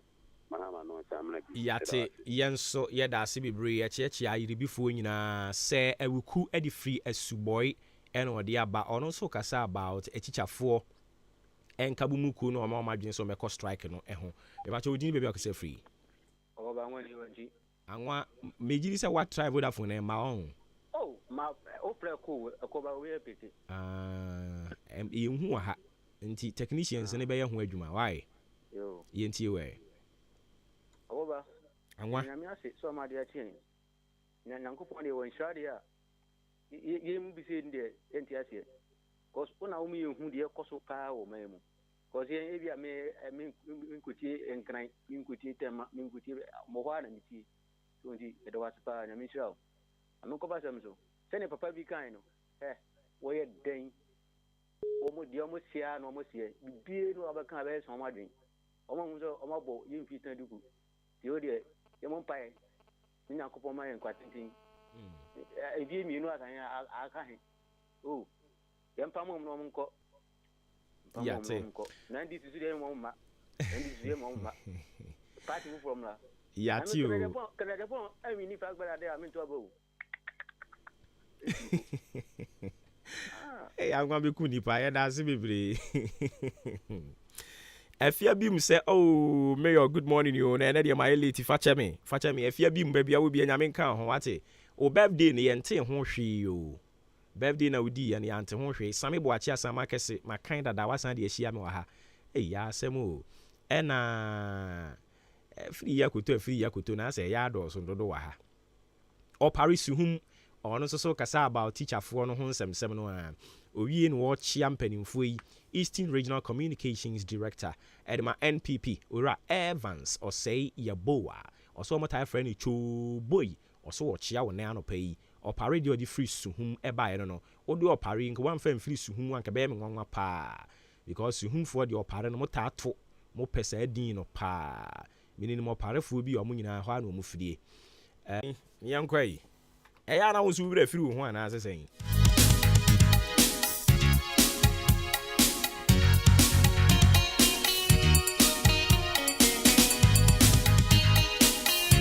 Mami Grace Oko sorry ewo there be we Jehovah Witness ni Mami Grace ya bi ami mami enti Mama Grace anopa mi ma good morning Jehovah Witness achimda e ho na wo service na modie no mo ka no me kwa sorry ana mo kodan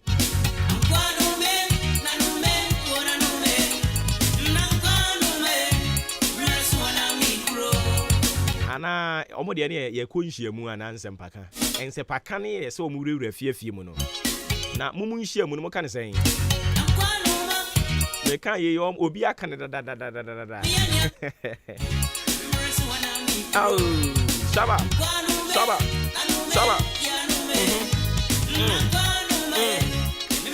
enti sara na me ka no NAPCO beneficiaries ni nyina Nyankopon ya adom a wo chena yese mo ya konkyere ne mpaibo na mwagina the book of Kings eso masem nyina etie ohene akoma ede Nyankopon ensem na ba bia ope na otene de fa mobotaye nyina ne se mo ya konkyere ne mpaibo na bompa ya se Kristo Yesu se onka empanimfo akoma na ontua moka untu musika ne mfama mo me kan no obi asende ade ne de abada dadada era de yanko for ayin kan tifo o se ye ka se me kɔ adesua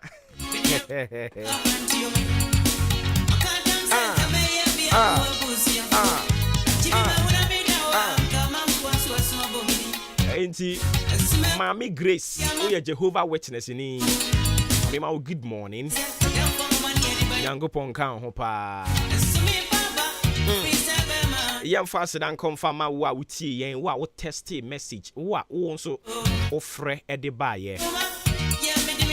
wa wunya yanka be fra babat e ya na wuntumi mmongura mu bi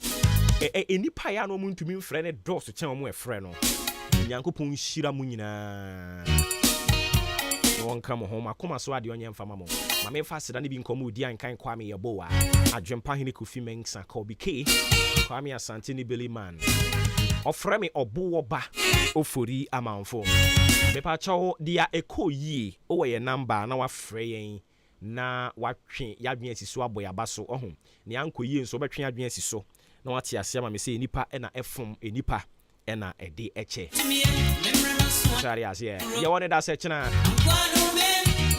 Honorable Clement Atifa Honorable Papaya Honorable Densa Honorable Castro Honorable Samoli Honorable Newton Honorable Michael Sechi Honorable Christiana Honorable Zinab Honorable Ohinise me mekaya no e ba cho me nkai wudi afache me ma munyina good morning Kamire ye fie duru me so Honorable Emmanuel Apiakubi aka Amukachi aka Eduru me so me Honorable Kamire ye fi no ma cha munyina e ba cho ye won da se chena say Yesu ama good morning